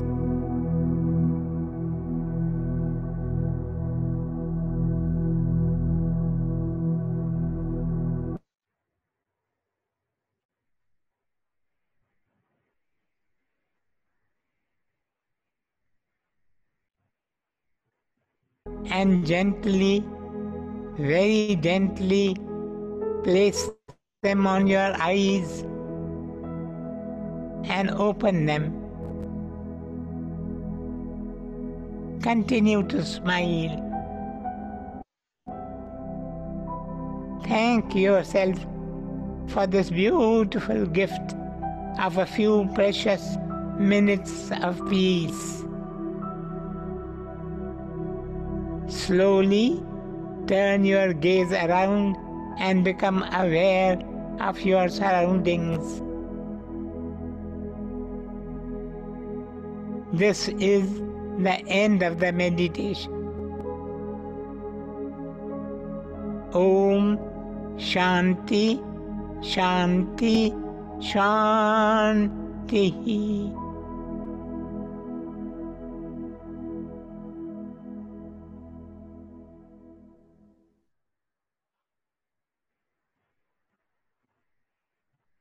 I can already see that some of you don't even want to come out of the meditation. I can already see that crisis for many of you has turned into peace, has turned into a positive. May you take that with you. May we all take that with us. May I take that with us as we go forward as healthcare warriors, as Corona warriors, collectively together. So we have with us today Dr. Natarajan, who's had direct personal contact meeting Dada. And so I'll just have him say a few words before we move forward to the second segment of our symposium. Thank you, Ashana. And somehow I couldn't get the photographs which I had with him. And I have interacted with Dadaji from 88. I don't know how I landed up meeting him. And then he invited me to be a guest of honor in the 92 or 93 to open a YAG laser in the KK hospital in Pune. And now I think everybody should visit there. It's a beautiful eye hospital. And I'm telling in 92 it was also beautiful, but now it's really looking modern And thanks to Ashiana and Bala Ambati, they all have come and worked there. And I also promised I'll work there, but somehow because of my travel, I couldn't. And I think the main thing was, I think somehow I fell in love with Dadaji, and I've attended several of his discourses and programs. And every time, and I once distinctly I remember this when I was in Hong Kong. Actually, he was in Hong Kong that time, and he was staying in one Mr. Arjan Daryanani, who's a Tamil guy, settled from Madras and businessman in Hong Kong. And in his house, and I think he sits in the sofa, and he actually made me come sit in the floor, and I took my hand and did this all the time. And I think several times they have done that. And then when I went to the guest of honor, but he was supposed to inaugurate as a spiritual leader, the laser, but you know what he did? He asked me, he said, no, you are a good soul. Natarajan, you should cut the ribbon and you should inaugurate the laser. I'm happy that he made me do that. And there's no ego. I always bow down. And he also mentioned in the talk, and I remember also alive with him. And I'm happy the Sadhu Vaswani mission is bringing Dadaji alive all the time through his videos and audios. And recently, it's I won't say, I don't know, somehow I missed when he came after meeting Pope.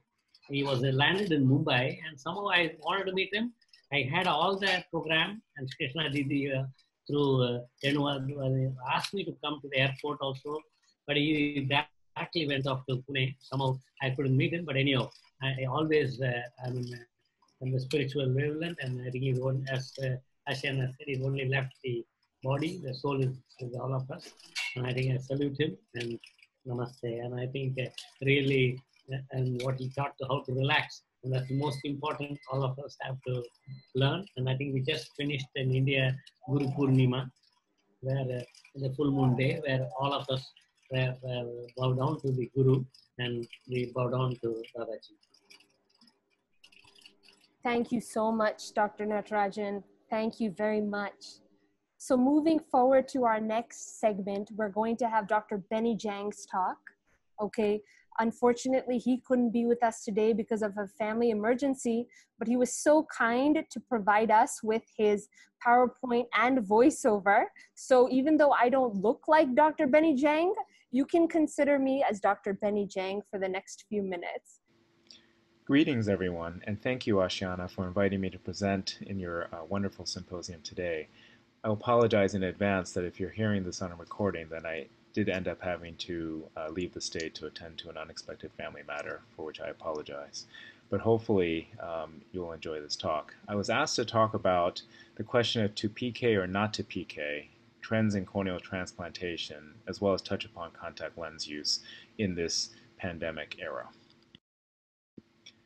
I'll start by saying I have no relevant financial interest to disclose. And COVID-19, this pandemic, has affected all of our lives in various ways. This was a photo from Taiwan when I was in December, this past December, speaking there. And now, with the addition of coronavirus, we're looking at this type of meeting. And this is not just affecting our professional lives, but also our personal lives. We're seeing our family members and friends in this venue as well. Lots and lots of things have changed. When was the last time we wore face shields to operate as ophthalmologists, unless you're a plastic surgeon? But these are very, very different times for us. When we look specifically at corneal transplants, to figure out what impact COVID has had on us, we should have a little bit of historic background. And so this is data that is supplied annually by the Eye Bank Association of America. And this data goes out to 2019. And you can see that of the corneal transplants supplied by U.S. banks in intermediate term storage, the amount of tissue that's been processed and used is pretty steady up until about 10 or 12 years ago and has been increasing a little bit. And now from U.S. eye banks, 80,000 corneas are processed and used for corneal transplantation. In the U.S., not necessarily around the world, in the U.S., EK has, since 2011, overtaken PK as the most commonly done keratoplasty procedure due to the indications that call for it. And this is important for us to think about in just a little bit to keep this as background information. So what happened during the pandemic? In the US, starting in mid-March, we were locked down. And so our impact on the practice we started to feel not only in March, but certainly in April and then May. And in June, we started to rebound a little bit. This is actual practice data from my own department at the University of Maryland. You can see relative to what we normally perform at, in March, halfway through, we basically shut down, so our volumes were at 50%. April was continuing that shutdown. May was just a touch better. We had a little bit of telemedicine there in blue. And in June, we actually opened up to about 50% capacity, and we've been able to function reasonably well into July under that guise. So what happens to keratoplasty volume? Well, we've seen that only urgent and emergent cases were done during the height of the lockdown. And so for those, it was really perforations that we brought to the operating room. In talking with a large eye bank in the United States, they confirmed that eye bank volume during that time also dropped to about 10%. And what was interesting, as we might expect from seeing more perforations being done than anything else, the ratio of PK to EK was much higher than usual. As you remember from the graph I showed you, EK is more commonly done in the US, but during the pandemic and the lockdown, only the urgent PKs were being done. So does June mean that we're back to work? I mentioned that our clinical volume went back to about 50, maybe 60%, limited by the modified scheduling that we have to do to maintain social distancing. We can't have patients waiting in the waiting area, and so we basically have taken a half day's worth of patients and spread them out all day. But on the flip side, surgery volume has been able to be increased to almost capacity, at least in our department, with the resumption of elective cases. So what I do is not necessarily representative of what's happening across the country. But Kathy Colby, on a recent board of directors call for the Cornea Society, asked us as the board members about the resumption of corneal transplant surgery. And of the 19 practicing cornea specialists that are on the Cornea Society board, 15 of them were from the US, 4 from international. And you can see here that 75% of the board members were resuming at least 50% capacity of corneal transplantation as of last month. What were the major concerns of the board members? Access to tissue was one. We're worried about a reduction in the donor pool because of the shelter-in-place orders, as well as increased donor age, and the question of whether or not there will be tissue for exportation. There's also concern about the reluctance of patients to have elective corneal surgery. In some hard-hit locations, patients have quote-unquote fled and gone to other places. And of course, safety for all the patients, the donor pool, as well as the staff. Other concerns relate to institutional barriers or limited OR access. Ophthalmic surgery in the US is not necessarily a priority in many healthcare systems, and so we were a little bit later on in terms of being allowed to operate. The reluctance of patients to come in for visits or surgery for fear of contracting COVID during their visit, as well as the annoyance with the multiple prior cancellations that were imposed upon them. And finally, changes in patient insurance were heavy on the surgeons' minds because patients sometimes have loss of insurance coverage or high deductibles. COVID testing is widespread now, and in our department for sure, COVID testing has to be performed on every patient for surgery at most 96 hours prior to surgery, preferably 48 hours before. As you can see here, most of the people on the Cornea Society board have similar experiences, with only a small minority of centers not requiring testing, and this was as of last month. Things might have changed since then. So in summary, for the corneal transplants, we see that across the country in the US, transplants have restarted, although at a lower than normal volume. And there are some surgeon concerns about the availability of tissue in the COVID environment. Patients have concerns as well, but patience will be a virtue in helping both surgeons and patients adapt to a new reality that we'll have for an indefinite future. So the question has arisen as to whether or not you can actually transmit the virus via cornea transplantation. This has been brought up because of the possibility of the virus to be present on the conjunctiva or the cornea, and whether or not COVID testing on donors is necessary. Lots of review papers have come out, but as you know, as soon as a review paper hits, it might be out of date for something that's moving so quickly. But this was an interesting paper that was written talking about the risk posed to corneal transplant recipients by COVID-19 affected donors. And it nicely outlines in this table parameters by the EBAA as well as the Global Alliance of Eye Bank Association, looking at test positivity, symptoms such as acute respiratory illness, close contact with patients, people who have had COVID-19, as well as travel history, all going into deciding whether a piece of tissue is going to be eligible for donation. The All India Ophthalmologic Society, in conjunction with the Eye Bank Association of India, also issued a consensus statement that was published here just a few weeks ago, looking at cornea and eye banking in the COVID era. And they actually have a very nice flow diagram to demonstrate what needs to be done. And this is a very conservative model that they use. So, you know, even if somebody has lived in an affected area with somebody within the past 28 days, the situation is assessed and the clinical situation is compatible with COVID-19, no screening is even done and donation does not proceed. Of course, you can see here the different scenarios of what would lead to being able to proceed with donation. So what do we do if we have inadequate tissue supply?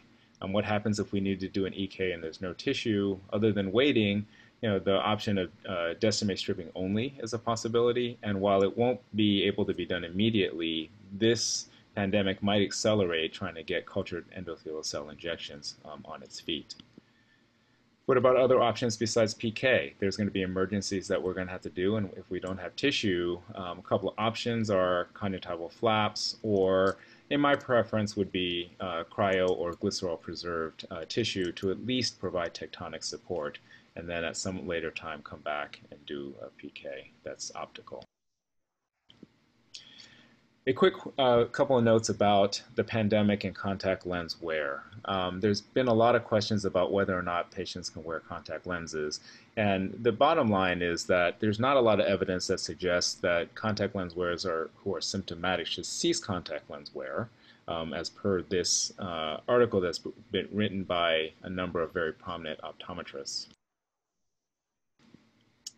The American Academy of Ophthalmology, a couple of months ago was quoted in U.S. News and World Report about talking about the risk of contact lens wear and this pandemic. And there's not a lot of data out there, and the consensus is that it's not really about the lenses, it's really about touching your eyes and the hygiene. And so the American Academy of Ophthalmology and other health experts in this article recommend that contact lens wearers may switch to glasses for the time being, but the precautions are not about wearing contacts as much as just having common sense, and with people who wear lenses, make sure that you wash your hands, make sure you clean your lens properly, because it's really the touching the hands and touching the face contamination and not the lenses themselves that are probably what's going to put patients at risk. For us as cornea specialists, we worry about therapeutic contact lenses. So what about those? Well, if these are medically necessary, then proper disinfectants for trial fitting must be used. And again, the same precautions as for cosmetic contact lenses, washing the hands, proper hygiene. So in conclusion, COVID-19 has changed this world, changed medicine, changed ophthalmology, and certainly changed our practice in cornea. Cornea transplant volumes are increasing, but limitations may drive alternatives such as DSO to be sought in the event that we don't have enough tissue.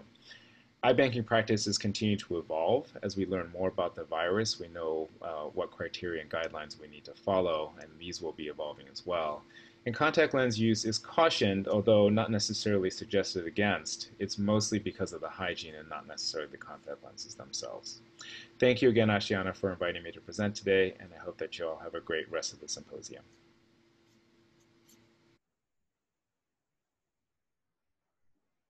All righty. So on that note, I think Dr. Jang did a beautiful job of putting a transition for Dr. Namrata Sharma as he introduced the AIOS and EVAI guidelines. So I next hand it over to the Honorable Dr. Namrata Sharma to give us her talk and expertise. So thank you, Ashana, for organizing this webinar, for getting the whole international society on board. And I was talking to you about the All India Ophthalmological Society guidelines, how we actually made it. The first version came in March 2020, and it was a very abridged kind of a version with just 4 pages. And then when the lockdown was actually open in our country, the second version came in June 2020 because people wanted to know how to start their practices. The bottom line, I think, is Dr. Penny Jang also summarized very well. Ophthalmology will not change, but the way we practice ophthalmology will certainly change. And this is a 104-page guidelines, which encompasses all the various surgeries in the field of ophthalmology. We had 225 plus experts with 20 plus Zoom hour meetings with 13 plus subspecialty societies in our country. And we finalized these guidelines, and we had the various societies like glaucoma, uveitis, vitreoretinoculoplastics, Cornea Society, Eye Bank Association of America, ISCRIS, and IRSI, as well as others like Strabismus, Neuro-Ophthalmology, Trauma Society, Vision 2020, and National Program for Control of Blindness, as well as officials from Ministry of Health and Family Welfare to participate in these meetings. So we have come out with guidelines for each of the subspecialties, and it is available on our AIOS website. And these are dynamic, they keep changing, so we keep changing at the back end. And especially I would like to talk about the cornea and the eye banking guidelines expert group, which had Cornea Society of India, Indian Society of Cornea and Keratorefractive Surgeons, Eye Bank Association of India, as well as leaders from the All India Ophthalmological Society. It was, again, there was a lot of controversy on whether we should say that COVID test is required or not. And finally, it was left at the discretion of the medical director. It was, however, emphasized that technicians and relevant staff should wear a PPE. And because for us in each of the state, health is a state issue, so is eye banking. So we requested all our eye banking people to follow the guidelines given by the respective states, although there were guidelines given by the Ministry of Health and Family Welfare. Exclusion criteria were, of course, if the patients were tested for COVID-19 positive or acute respiratory illness or fever, which was 100.4 or at least one severe or common symptoms which are known to be associated with COVID-19, and exposed to confirmed or suspected COVID-19 patient within the last 14 days. Now, in India itself, COVID has been pandemic. So if there was any evidence of conjunctivitis, again, that was exclusion, and so was ARDS or any SARS-like symptoms. We did publish this because we wanted our eye bank staff, especially the eye donation counselors and the eye bank technicians, to be aware of the common symptoms of the COVID-19 as and when they counsel the patient. And this chart we devised because basically we wanted to make it simpler for our eye bank personnel to retrieve the eyes. So if there is no epidemiological risk and the clinical situation is compatible with COVID-19, is not compatible with COVID-19, then we can proceed with the donation. But otherwise, the rest of the area came in the red zone or in the orange zone. And whenever there was any doubt, then we advised deferring the eye donation. Now, urgency-wise list of corneal procedures was also prepared because emergency is something we said would do, and semi-emergency also list we made, and elective procedures which could be deferred. And I think it is very important that staff training in the COVID times is done because that is something which, again, you need to train your staff because they are not something which they are not used to it. So how to wear a PPE and how to remove it, I think that is very important. In our country, almost 40% of the eye donation happens with the enucleation. So we recommended that only corneal rim excision be performed. And then the general functioning guidelines like the intermediate preservative media be used because you don't know when the patients would come and when the tissue would be used. Then at appropriate time, shift it to glycerol so that it can be used for prolonged period of time. In fact, when the lockdown was announced, we shifted the tissues which we had, and we also advisory also was issued regarding the same, that it has to be shifted to glycerol because you don't know when you're going to use it. Double contact of COVID and iodine has already been highlighted, and of course the disposable PPE gowns, and uh, it's not possible that at all places they just do it in intermediate media, preservative media, because there are still places which are doing on MK media, Macquarie Kaufman media, and so we advised regarding the same.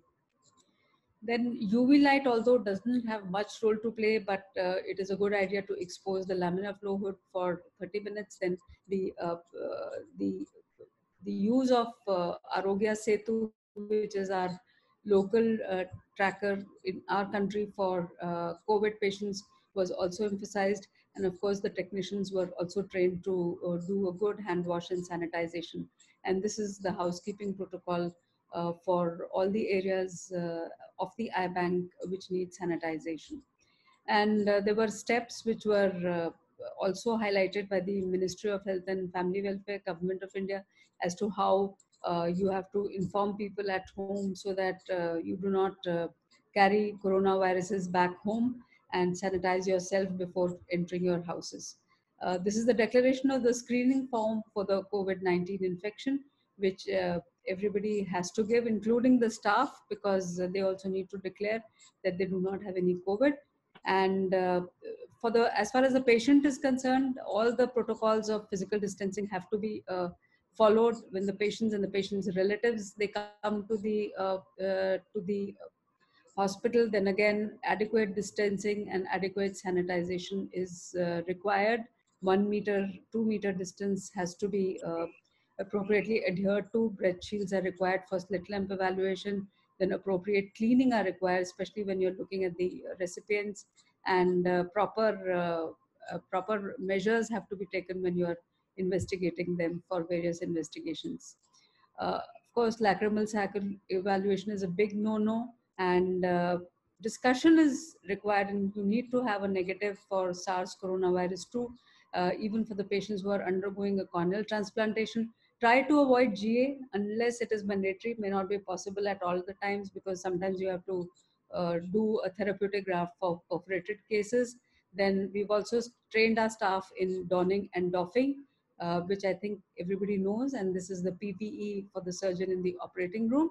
Then of course, during the corneal transplantation surgery also, very important thing is that you instill povidone iodine 5% in the operating room for 2 minutes contact time, and then the patient attendant as well as the patient himself have to sanitize, and there should not be too much of fluid in the surgical field, because if that gets spilled, then that is again a potential for COVID virus. And then the adequate amount of precautions have to be taken for disposal of the biomedical waste. Of course, appropriate protocols have to be followed for cleaning agents and disinfectants for the solution, as well as the housekeeping protocol. This is just a slide on how to prepare these, and these should be available as a part of SOPs with all the eye banks. Instrument cleaning has to be done appropriately. And post-operative care, again, if you've done a corneal transplant, you may need to ask the patient to have a look at the patient maybe a day or a couple of days after the surgery, and then one can do teleconsultation. Now, this is just to show the number of corneas collected in 2020 vis-a-vis 2019, and the figures are dismal as expected. They have gone down tremendously, which was also very nicely shown by Professor Radhika Tandon, and likewise for transplantation. It is trying to pick up, but has not picked up as much as we would like to. And this is the survey that we conducted, and for eye bankers and cornea surgeons, and use of teleconsultation, people felt that would become the next norm by almost 68% of the people.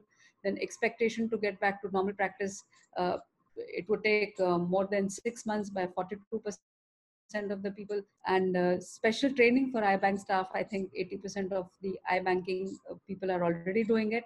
And to conclude, COVID-19 is an enigma globally, And COVID-19 infection has led to unprecedented infections and deaths. And I think we need to be careful when we are transplanting this, and also careful when we are taking the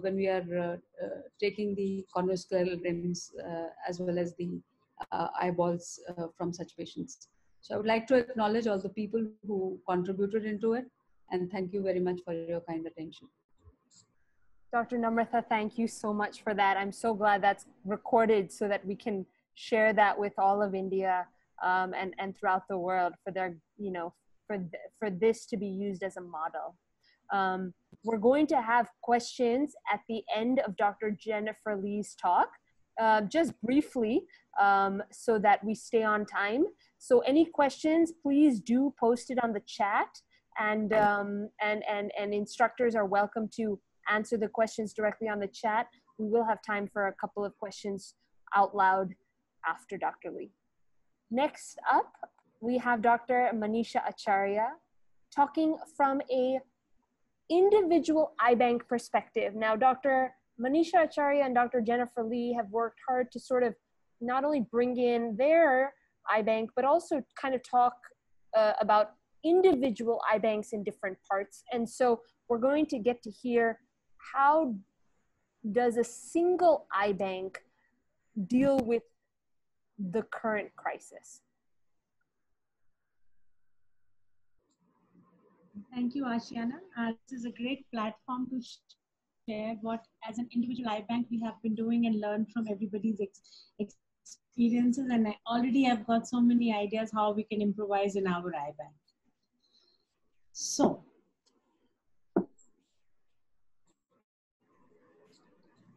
coronavirus really, the pandemic really hit us, and we were not prepared. We all know that.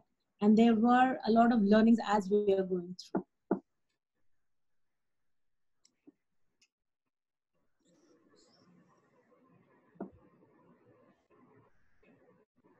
First of all, what we did, that what is the source of exposure for the staff or for the recipient, which were the two main criteria which could be affected with the virus. So there were two factors. One could be internal and the other could be external.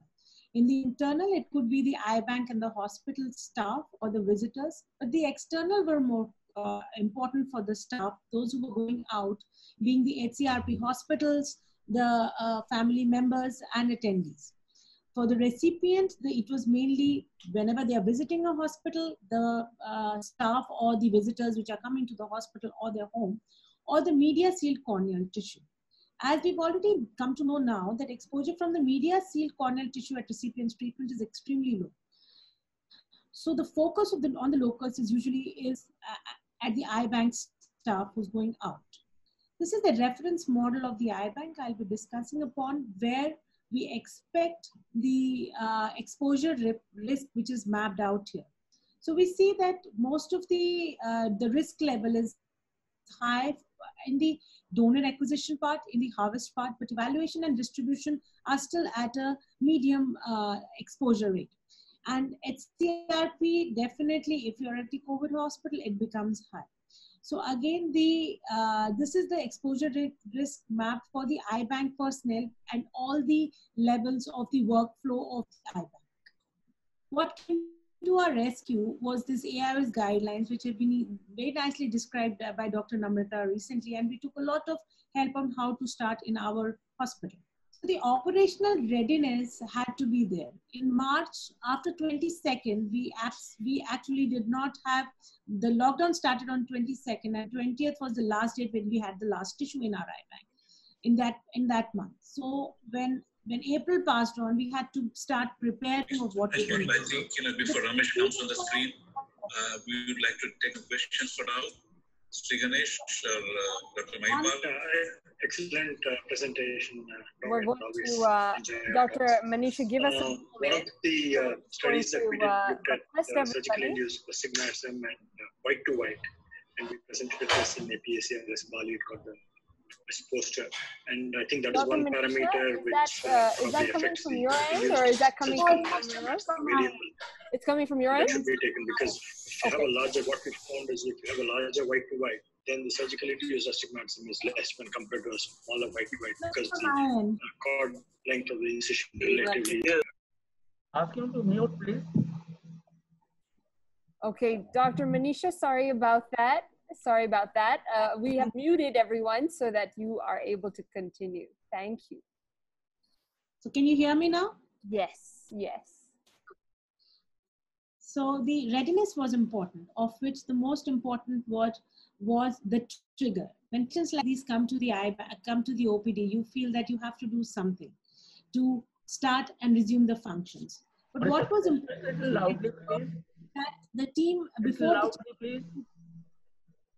to address the fears and concerns of the team, that is very, very important.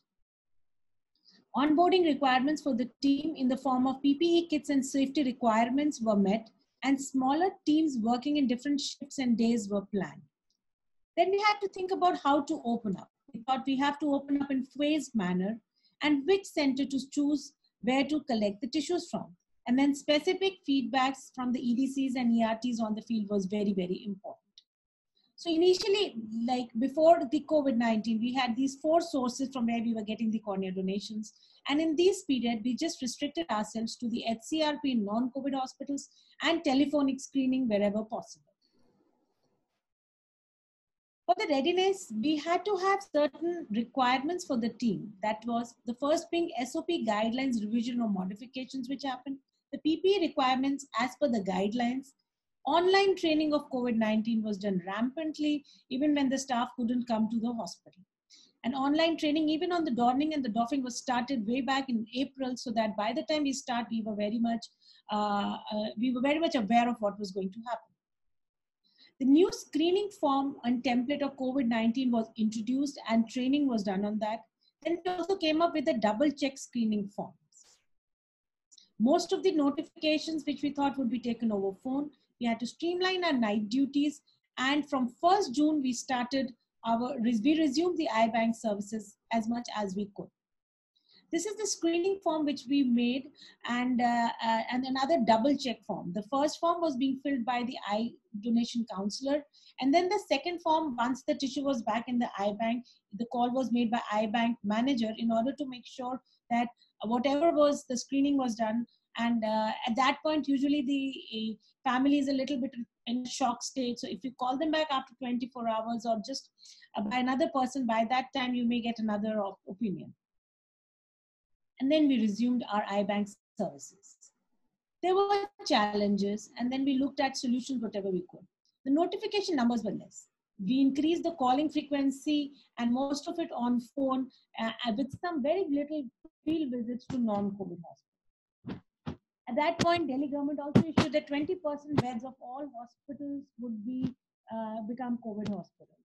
So we started working in those existing HCRP places till they become the COVID centers. The demand of the tissues was also coming slowly, and but it was coming. So we had to start. We preserved some tissues in the glycerine and started using those. The expenses had soared up. With everything going on, the cost goes up. A revised plan was made to achieve some decent numbers, whatever we could think of. And then trainings had started, and we had to think of how to do it post-opening. So one-on-one training of the staff once they came on board and started coming to the hospital in shifts was started, SOP modified, and PPE was made mandatory. So the implications of modifying these was better staff safety and cost reduction. So what we did in the recovery process, the timing of the povidone iodine on the face as well as in the eye, which we had in our SOP was 2 minutes, we increased it to 3 minutes. And at times when we felt, we said even the face, not the eye, could also be cleaned with a spirit swab if it was there. So this was started happening once we started going on field. And in all the other areas of the iBank functioning, obviously the PPEs and the social distancing became a norm. The packaging of the tissue started to be a double packaging at that point. So this is how we started working, and we came up with that.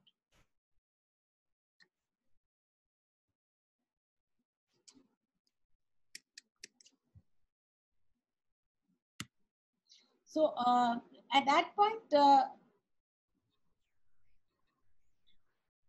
The glycerin preserved tissue also came to our rescue. And then we started using them once the patient had started to come. We made another distribution checklist wherein we made sure that starting till the end, every loop is covered and is shared with the surgeon whenever needed. The optimum utilization was very, very important. So after keratoplasty surgery, we started preserving even the corneoscleral rim back in the glycerin for later use, maybe by the glaucoma colleagues in their tube shunts whenever it was needed. It was needed a couple of times. And V6 stromal, we did only 2 of them where we used the stromal cap for a patch graft as well. So where we were last year and where we are today. So this year obviously the number has gone down, but we have started resuming our services, and the utilization, which was like the collections, which are more than 200 a month average, has now come down to very less, but the services have started in July, is looking a little promising than before.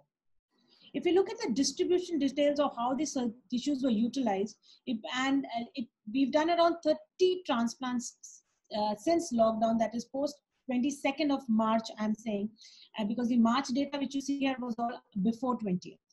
And we see that most of the tissues have been used for those therapeutic cases.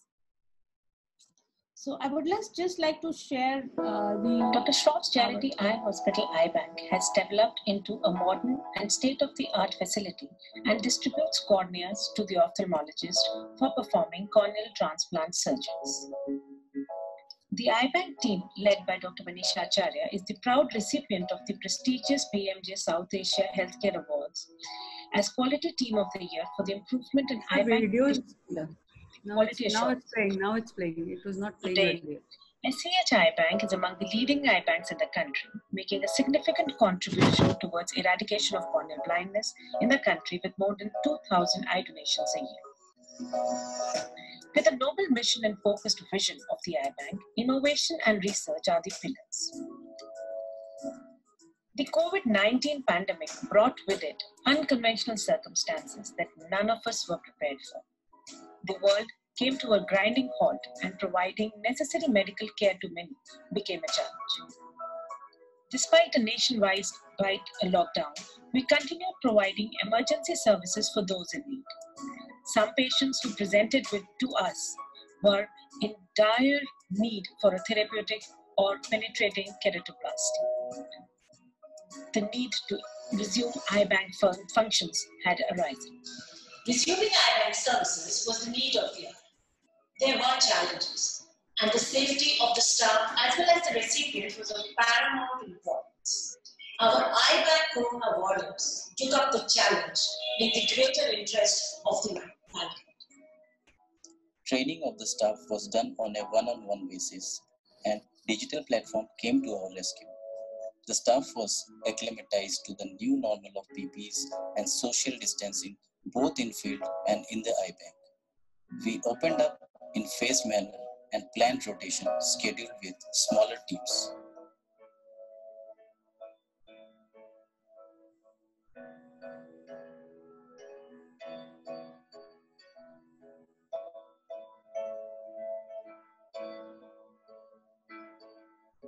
While preparing for the new normal and resuming eye bank services, glycerin preserved tissues became the need of the hour along with the media preserved tissues. And many of our patients benefited from these tissues, which bridged the gap between supply and the need. One such patient was this 10-year-old boy, Master Bablu, son of a daily wager who traveled over 200 kilometers from the town of Badayu to Delhi in hope to find cure for his eyes.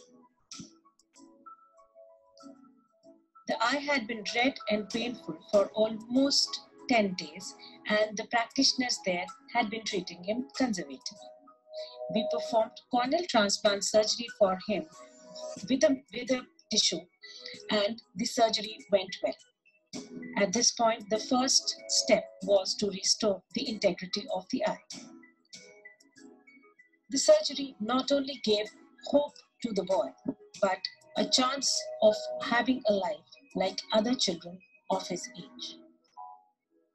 And the Eye Bank team continues to serve the mankind in these challenging times as well.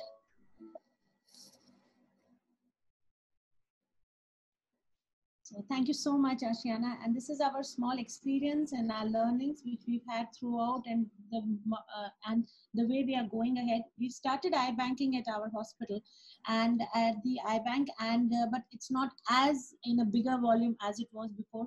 But the screening forms and the double check forms have really helped us. We're still in a phased manner, but there are challenges, but we're trying to sort them out as we are going along. We're learning from our mistakes and finding new solutions every day. But forums like this really helps us, like an individual iBank, to get what is happening throughout the world and get the best ideas and the best people who can guide us and take us forward and help us. So thank you, Ashiana, again for this wonderful forum which you provided us, and we've learned a lot from that. Dr. Manisha, thank you for being here and giving us your guidance, your knowledge, your wisdom. We have learned a lot from you. So going to our finale speaker, thank you all for being here. By the way, I know it says till 10 o'clock Indian Standard Time. I know it's 10:04, but how can we, what words can I say for our finale speaker? Dr. Jennifer Lee is the chair of the Medical Advisory Board for the iBank Association of America. She's at the very heart of the COVID-19 crisis. You know, I was talking to Dr. David Glazer, him and I from Hopkins. We were messaging back and forth, and he highly, highly, highly recommended you, Dr. Lee. So that's how I then emailed you. And so I am so grateful for your expertise, your wisdom, and for being here. Thank you. Well, thank you so much for the invitation, Ashiana. Good morning to all of you from California. I'm finally sort of waking up. It's what, 9:30 my time. I know it's getting late for you all, so we'll try and hurry this up. A lot of the things that I'm going to talk about have already been sort of discussed and touched on by some of our other speakers. So hopefully this will be kind of a nice review and sort of final wrap up of everything that we've learned this morning, this evening, or whatever time it is for you guys. All right. I have no financial interest to disclose. So, you know, the topic I was given this morning was to discuss how to manage COVID-19 positive donor tissue if you are to transplant it. But I think before I really want to discuss what you do if your donor tissue is positive, I just want to reiterate that at this point in time, the best measures we can do to protect ourselves and our patients are really preventative. We really, as other people have mentioned already, we don't know all the implications of SARS-CoV-2 on corneal tissue and corneal transplantation. And until we do, until we have more data, our focus needs to be on prevention. As we've already heard, again, careful donor screening is of paramount importance, and ensuring that patients or donors don't have COVID signs and symptoms prior to death, and screening for donors who may have high risk of COVID through close contacts is important. And although, again, routine screening with PCR testing, postmortem testing, is not required by the EPA or recommended by the FDA for asymptomatic patients, these tests, if they are performed by either iBanks or premortem or by other can be utilized in the conservative process of whether or not that tissue should be eligible. Currently, these are the EBA recommendations for donor eligibility, as Kevin brought up earlier. And again, you can find all of these recommendations on the EBA website. But again, as I've mentioned earlier, this is a constantly evolving set of recommendations. As we learn more, as the pandemic has evolved, our recommendations have certainly continued to change as a result. So these are not the final guidelines, but they are recommendations of how we can try and best protect the safety of our donor pool. The screening criteria, as you may have realized, really does rely heavily on screening for signs and symptoms of COVID, which unfortunately are just very, very non-specific, right? So it can be hard for medical directors to know when a donor and when the signs and symptoms that the donor has had prior to death are concerning for COVID, especially if they have not been tested. And so for me, it's important to have people, pulmonary critical care specialists, infectious disease specialists that you can ask, that you can discuss these more challenging cases with. But here you'll see on the screen the signs that we're looking for in terms of screening, and then some of the acute symptoms that may be consistent with COVID-19 that we are screening all of our donors for. What are the challenges though? You know, again, there's so many challenges right now with COVID-19 in terms of our understanding of the disease and in terms of even this whole screening process and the testing process for that matter. Obviously, one of the biggest issues is this issue of asymptomatic patients. This is a recent publication by the CDC where their current best estimate in terms of our scenarios is that probably there's 40% of infections are asymptomatic at this point.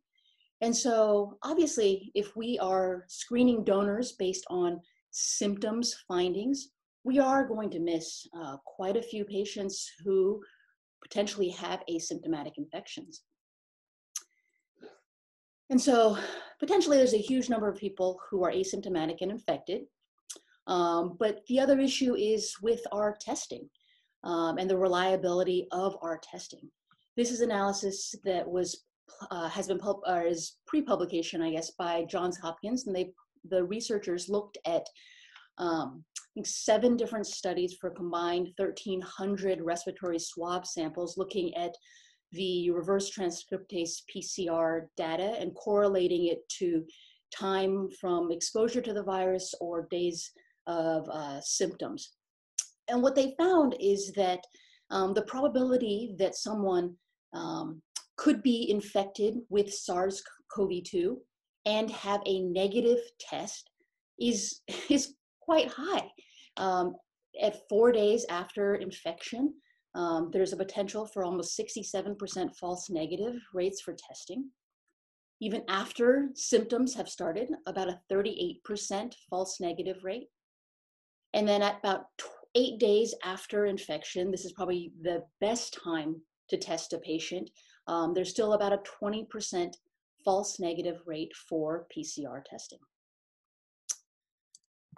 And then the potential for a patient to be infected despite a negative PCR result is also very much dependent on our pre-test probability of infection. So, you know, how likely the infection is based on both the magnitude of exposure in the community or the clinical presentation. And again, the higher the pre-test probability, the higher the probability of infection, even in the presence of a negative PCR test. So where does that leave us? Well, it leaves us in a situation where, as you know, the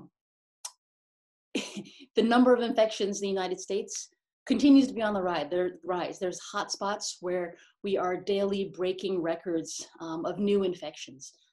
And again, throughout the world as well, there continue to be other potential hotspots. So we have a situation where the pre-test probability for COVID-19 could potentially be very high, which leads us to a situation in which our potential for false negatives may be high as well. And again, this whole issue of asymptomatic donors is problematic, right? So the grim reality of what we are dealing with is that more than likely, we have all potentially encountered tissue from an unknown COVID-19 positive donor. But what if you actually know at some point that your donor is COVID-19 positive? What then? And this is, I think, the heart of what I want to talk about this morning. Well, we'll take it kind of step by step. Step 1, do not panic, right? There's no reason to panic yet. Why? Well, for starters, we really don't know what the risk of potential donor to recipient transmission is for COVID-19. As far as I'm aware, there's been no reported cases of transmission via transplantation of any tissue of SARS-CoV-2 currently, and certainly in the past, there have not been any reported cases of SARS or MERS or any other coronavirus transmission via transplantation of tissue. And you know, the FDA actually does not consider COVID-19 to be a relevant communicable disease, an RCDAD. Because again, respiratory viruses in general are not known to be transmitted via transplantation of human cell, tissue, cellular or tissue-based products. So don't panic. Additionally, we've heard a little, and all of us know this, I think, at this point, but the ocular manifestations of COVID-19 are most commonly a conjunctivitis. The frequency that patients actually develop ocular manifestations is relatively low in the literature. And then of those patients who develop ocular manifestations, the percentage of those patients who test positive for SARS-CoV in their conjunctival samples are relatively low as well. Although, infectious virus has been cultured from an ocular swab, and viral RNA has been detected in patients who do not have ocular symptoms, the reality is that it is not a common occurrence that we are able to test a conjunctival sample and have it test positive from patients, even if they have ocular symptoms. The good news is that the EBA medical standards already rules out tissue from patients who have active ocular or intraocular inflammation. So a patient who has an active conjunctivitis, potentially at this point from COVID-19, should already be ruled out for transplantation. The other interesting findings that have come out since all of this COVID-19 has been occurring is this issue of povidone iodine. And I know there's already been some discussion about povidone iodine. But in this review article that was published back in March, they looked at all of the prior studies looking at SARS and MERS and other coronaviruses and how effective different biocidal agents were at inactivating coronaviruses on inanimate surfaces. And what they found is that povidone iodine is very effective at inactivating coronaviruses. Again, these studies don't look specifically at COVID-19, but in general should make us feel a little bit better about our donor recovery process and how we handle donor tissue prep. For those who may not be aware, as of last fall, the EBA medical standard was updated to require a povidone iodine solution, a double rinse with povidone iodine solution. And this was based off of findings from the Georgia Eye Bank that found that a double exposure decreased the risk of fungal contamination of donor tissue. But one hopes that through this type of povidone iodine prep, we're getting not only the benefit of potentially decreasing the risk of fungal contamination, but now potentially viral contamination as well. And as Kevin mentioned earlier, starting in September, there are going to be some new additional medical standards for donor prep with povidone iodine, including a requirement to use a 5% povidone iodine solution, that the amount of povidone iodine must be sufficient to completely cover all ocular surfaces, and the contact time for each application should be no less than 2 minutes and not exceed 5 minutes, with a thorough rinse in between the two povidone iodine exposures. Finally, I believe Graham mentioned this as well, in a recent study looking at SARS-CoV RNA in human corneal tissue. A group out of Germany recovered 10 eyes from 5 COVID-19 patients who had passed away from respiratory insufficiency. And what they found really is that they were unable to detect viral RNA in any ocular tissue or intraocular fluid. So all of these things should make us feel just a little bit better if we do inadvertently transplant tissue from a COVID-19 positive donor. So that's the next step. But what happens really if you do inadvertently transplant tissue? Well, here's a couple of things that you should do. First of all, you should quarantine the mate pneumonia. And in the 2 cases that we know of in the United States, the mate tissue were sent for SARS-CoV-2 testing to the CDC. And the CDC does seem willing at this point to test if a recipient has been exposed. They probably won't test if neither mate or neither donors were transplanted, but if one was transplanted, then they are willing to test at this point. Next, you do need to notify your recipient, obviously. And in our cases, the recipients were asked to self-quarantine for 14 days and to monitor for temperature and symptoms for COVID-19. And I would certainly recommend testing, PCR testing for the recipient to see if they do end up testing positive or converting.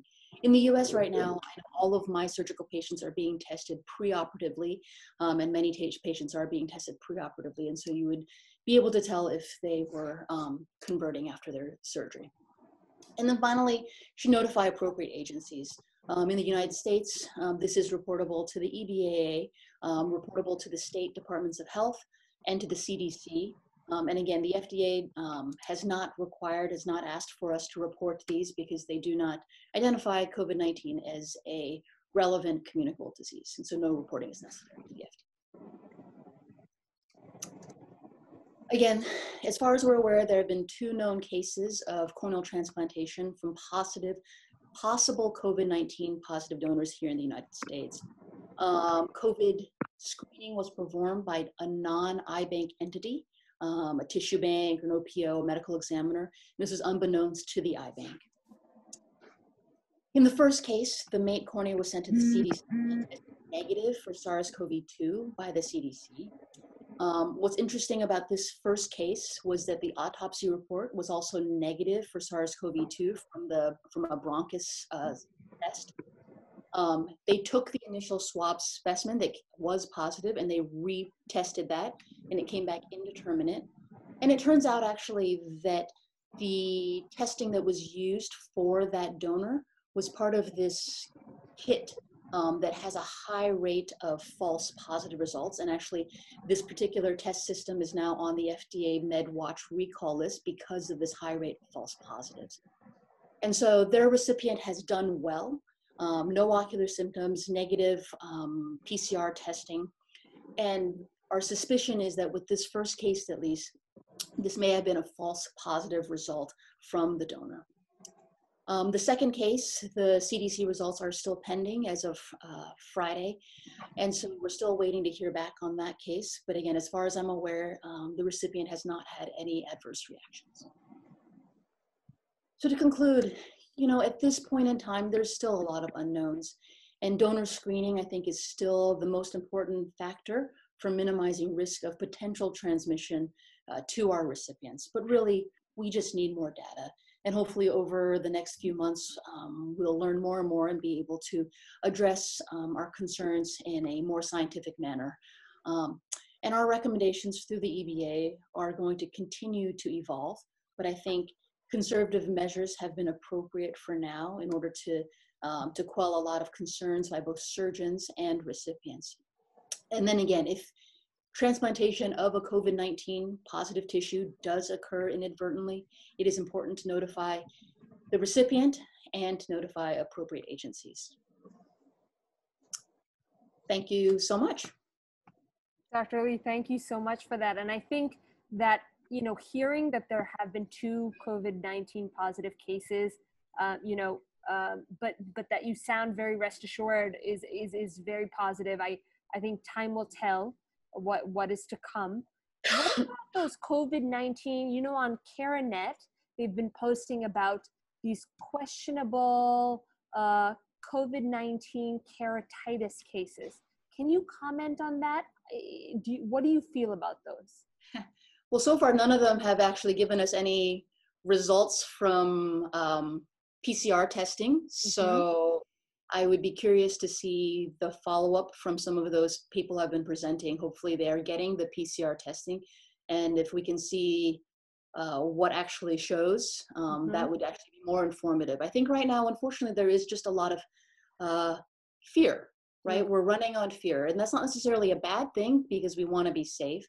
But we have to balance our fears with true data. And I think right now we just have to take it one step at a time and one day at a time. Thank you for that. Does anyone have any final questions before we wrap up?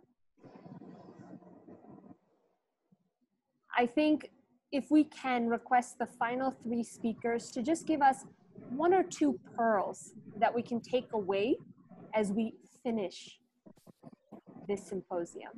Starting with Dr. Manisha Acharya, then Dr. Namrata Sharma, and Dr. Lee. We allow the iBanking fraternity has to take a decision here to maybe start in a phased manner.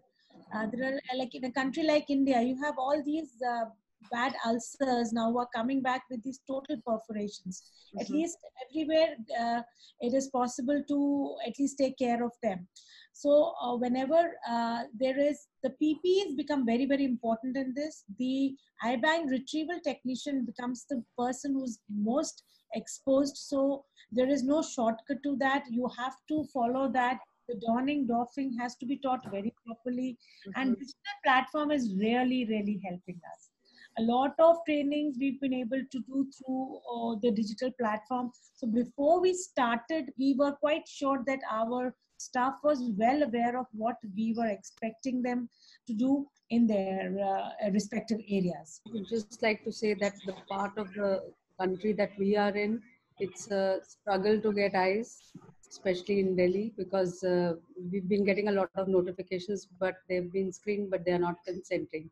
So, and also the places in India where the eyes are available, the patients are not available. So I think those two things have to match with each other, and we have to collect more eyes and collect more patients. So it has to be both the ways. So I think it is still going to take time to reach at the level where we, originally had reached.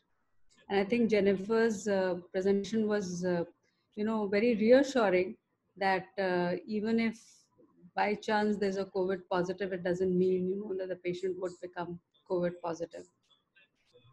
Yeah, I think that's a really good take-home lesson for Yeah, all of yeah, us, that using the povidone iodine and, just screening as we can, but basically not to be so panicked and fearful about it. Yeah, and I think for me, the other thing to be reminded of is that the world is different now, right? And we all need to be patient, and we all need to be understanding, and we all need to be working together, right? The amount of donor tissue may be less right now, and so we need to keep in mind all the things that we've learned from both the CDS and the different types of studies that show we can use tissue that's older, we can use tissue from older donors, we can use tissue that's been recovered longer. We shouldn't be so picky about our tissue. And this is how we're all going to be able to get through everything. And so just encourage the community to continue to work together so we get through this. Thank you very much for that. And Dr. Sunita, how can we forget you? Any final words from Dr. Sunita? Yeah. Just wanted to add, I think great talks and great presentations, very good discussion. And I think there's still lots to learn, and as we are progressing towards establishing the new normal and establishing new strategies to initiate iBanking. I think it's just a continuous learning process, and I think we are way better than what we were 2 months ago with the initiating iBanking activities now. I'm sure a little positive about it, and hopefully if we have the vaccine, we'll have much better to progress in terms of iBanking. Thank you, Ashiana. Very nicely conducted, and congratulations, everyone. Very nicely covered the topic. Thank you. Thank you so much for everyone, and Dr. Audrey Rostov for moderating this so smoothly. I can't thank you enough for being here with us. Each one of you has spared your precious time to be with us today. And there's a lot more that we will be learning in the times to come. I believe the iBank Association of India will be giving us expert pearls in the weeks to come. So we look forward to that meeting as well. And in this core series that we've started on a monthly basis since April, so Ocular Tumors 2020 with Dr. Carol Shields, Prithvi Mrityunjaya from Stanford, Dr. Honavar from Center for Sight, and a few other world-renowned experts. This will be our topic for next month, August the 9th. And then on August the 16th will be the Leadership Development Program, talking about leadership skills. So thank you, every one of you, for being here today, and more to come. Keep teaching us, keep blessing us, keep guiding us, and keep staying positive. Thank you.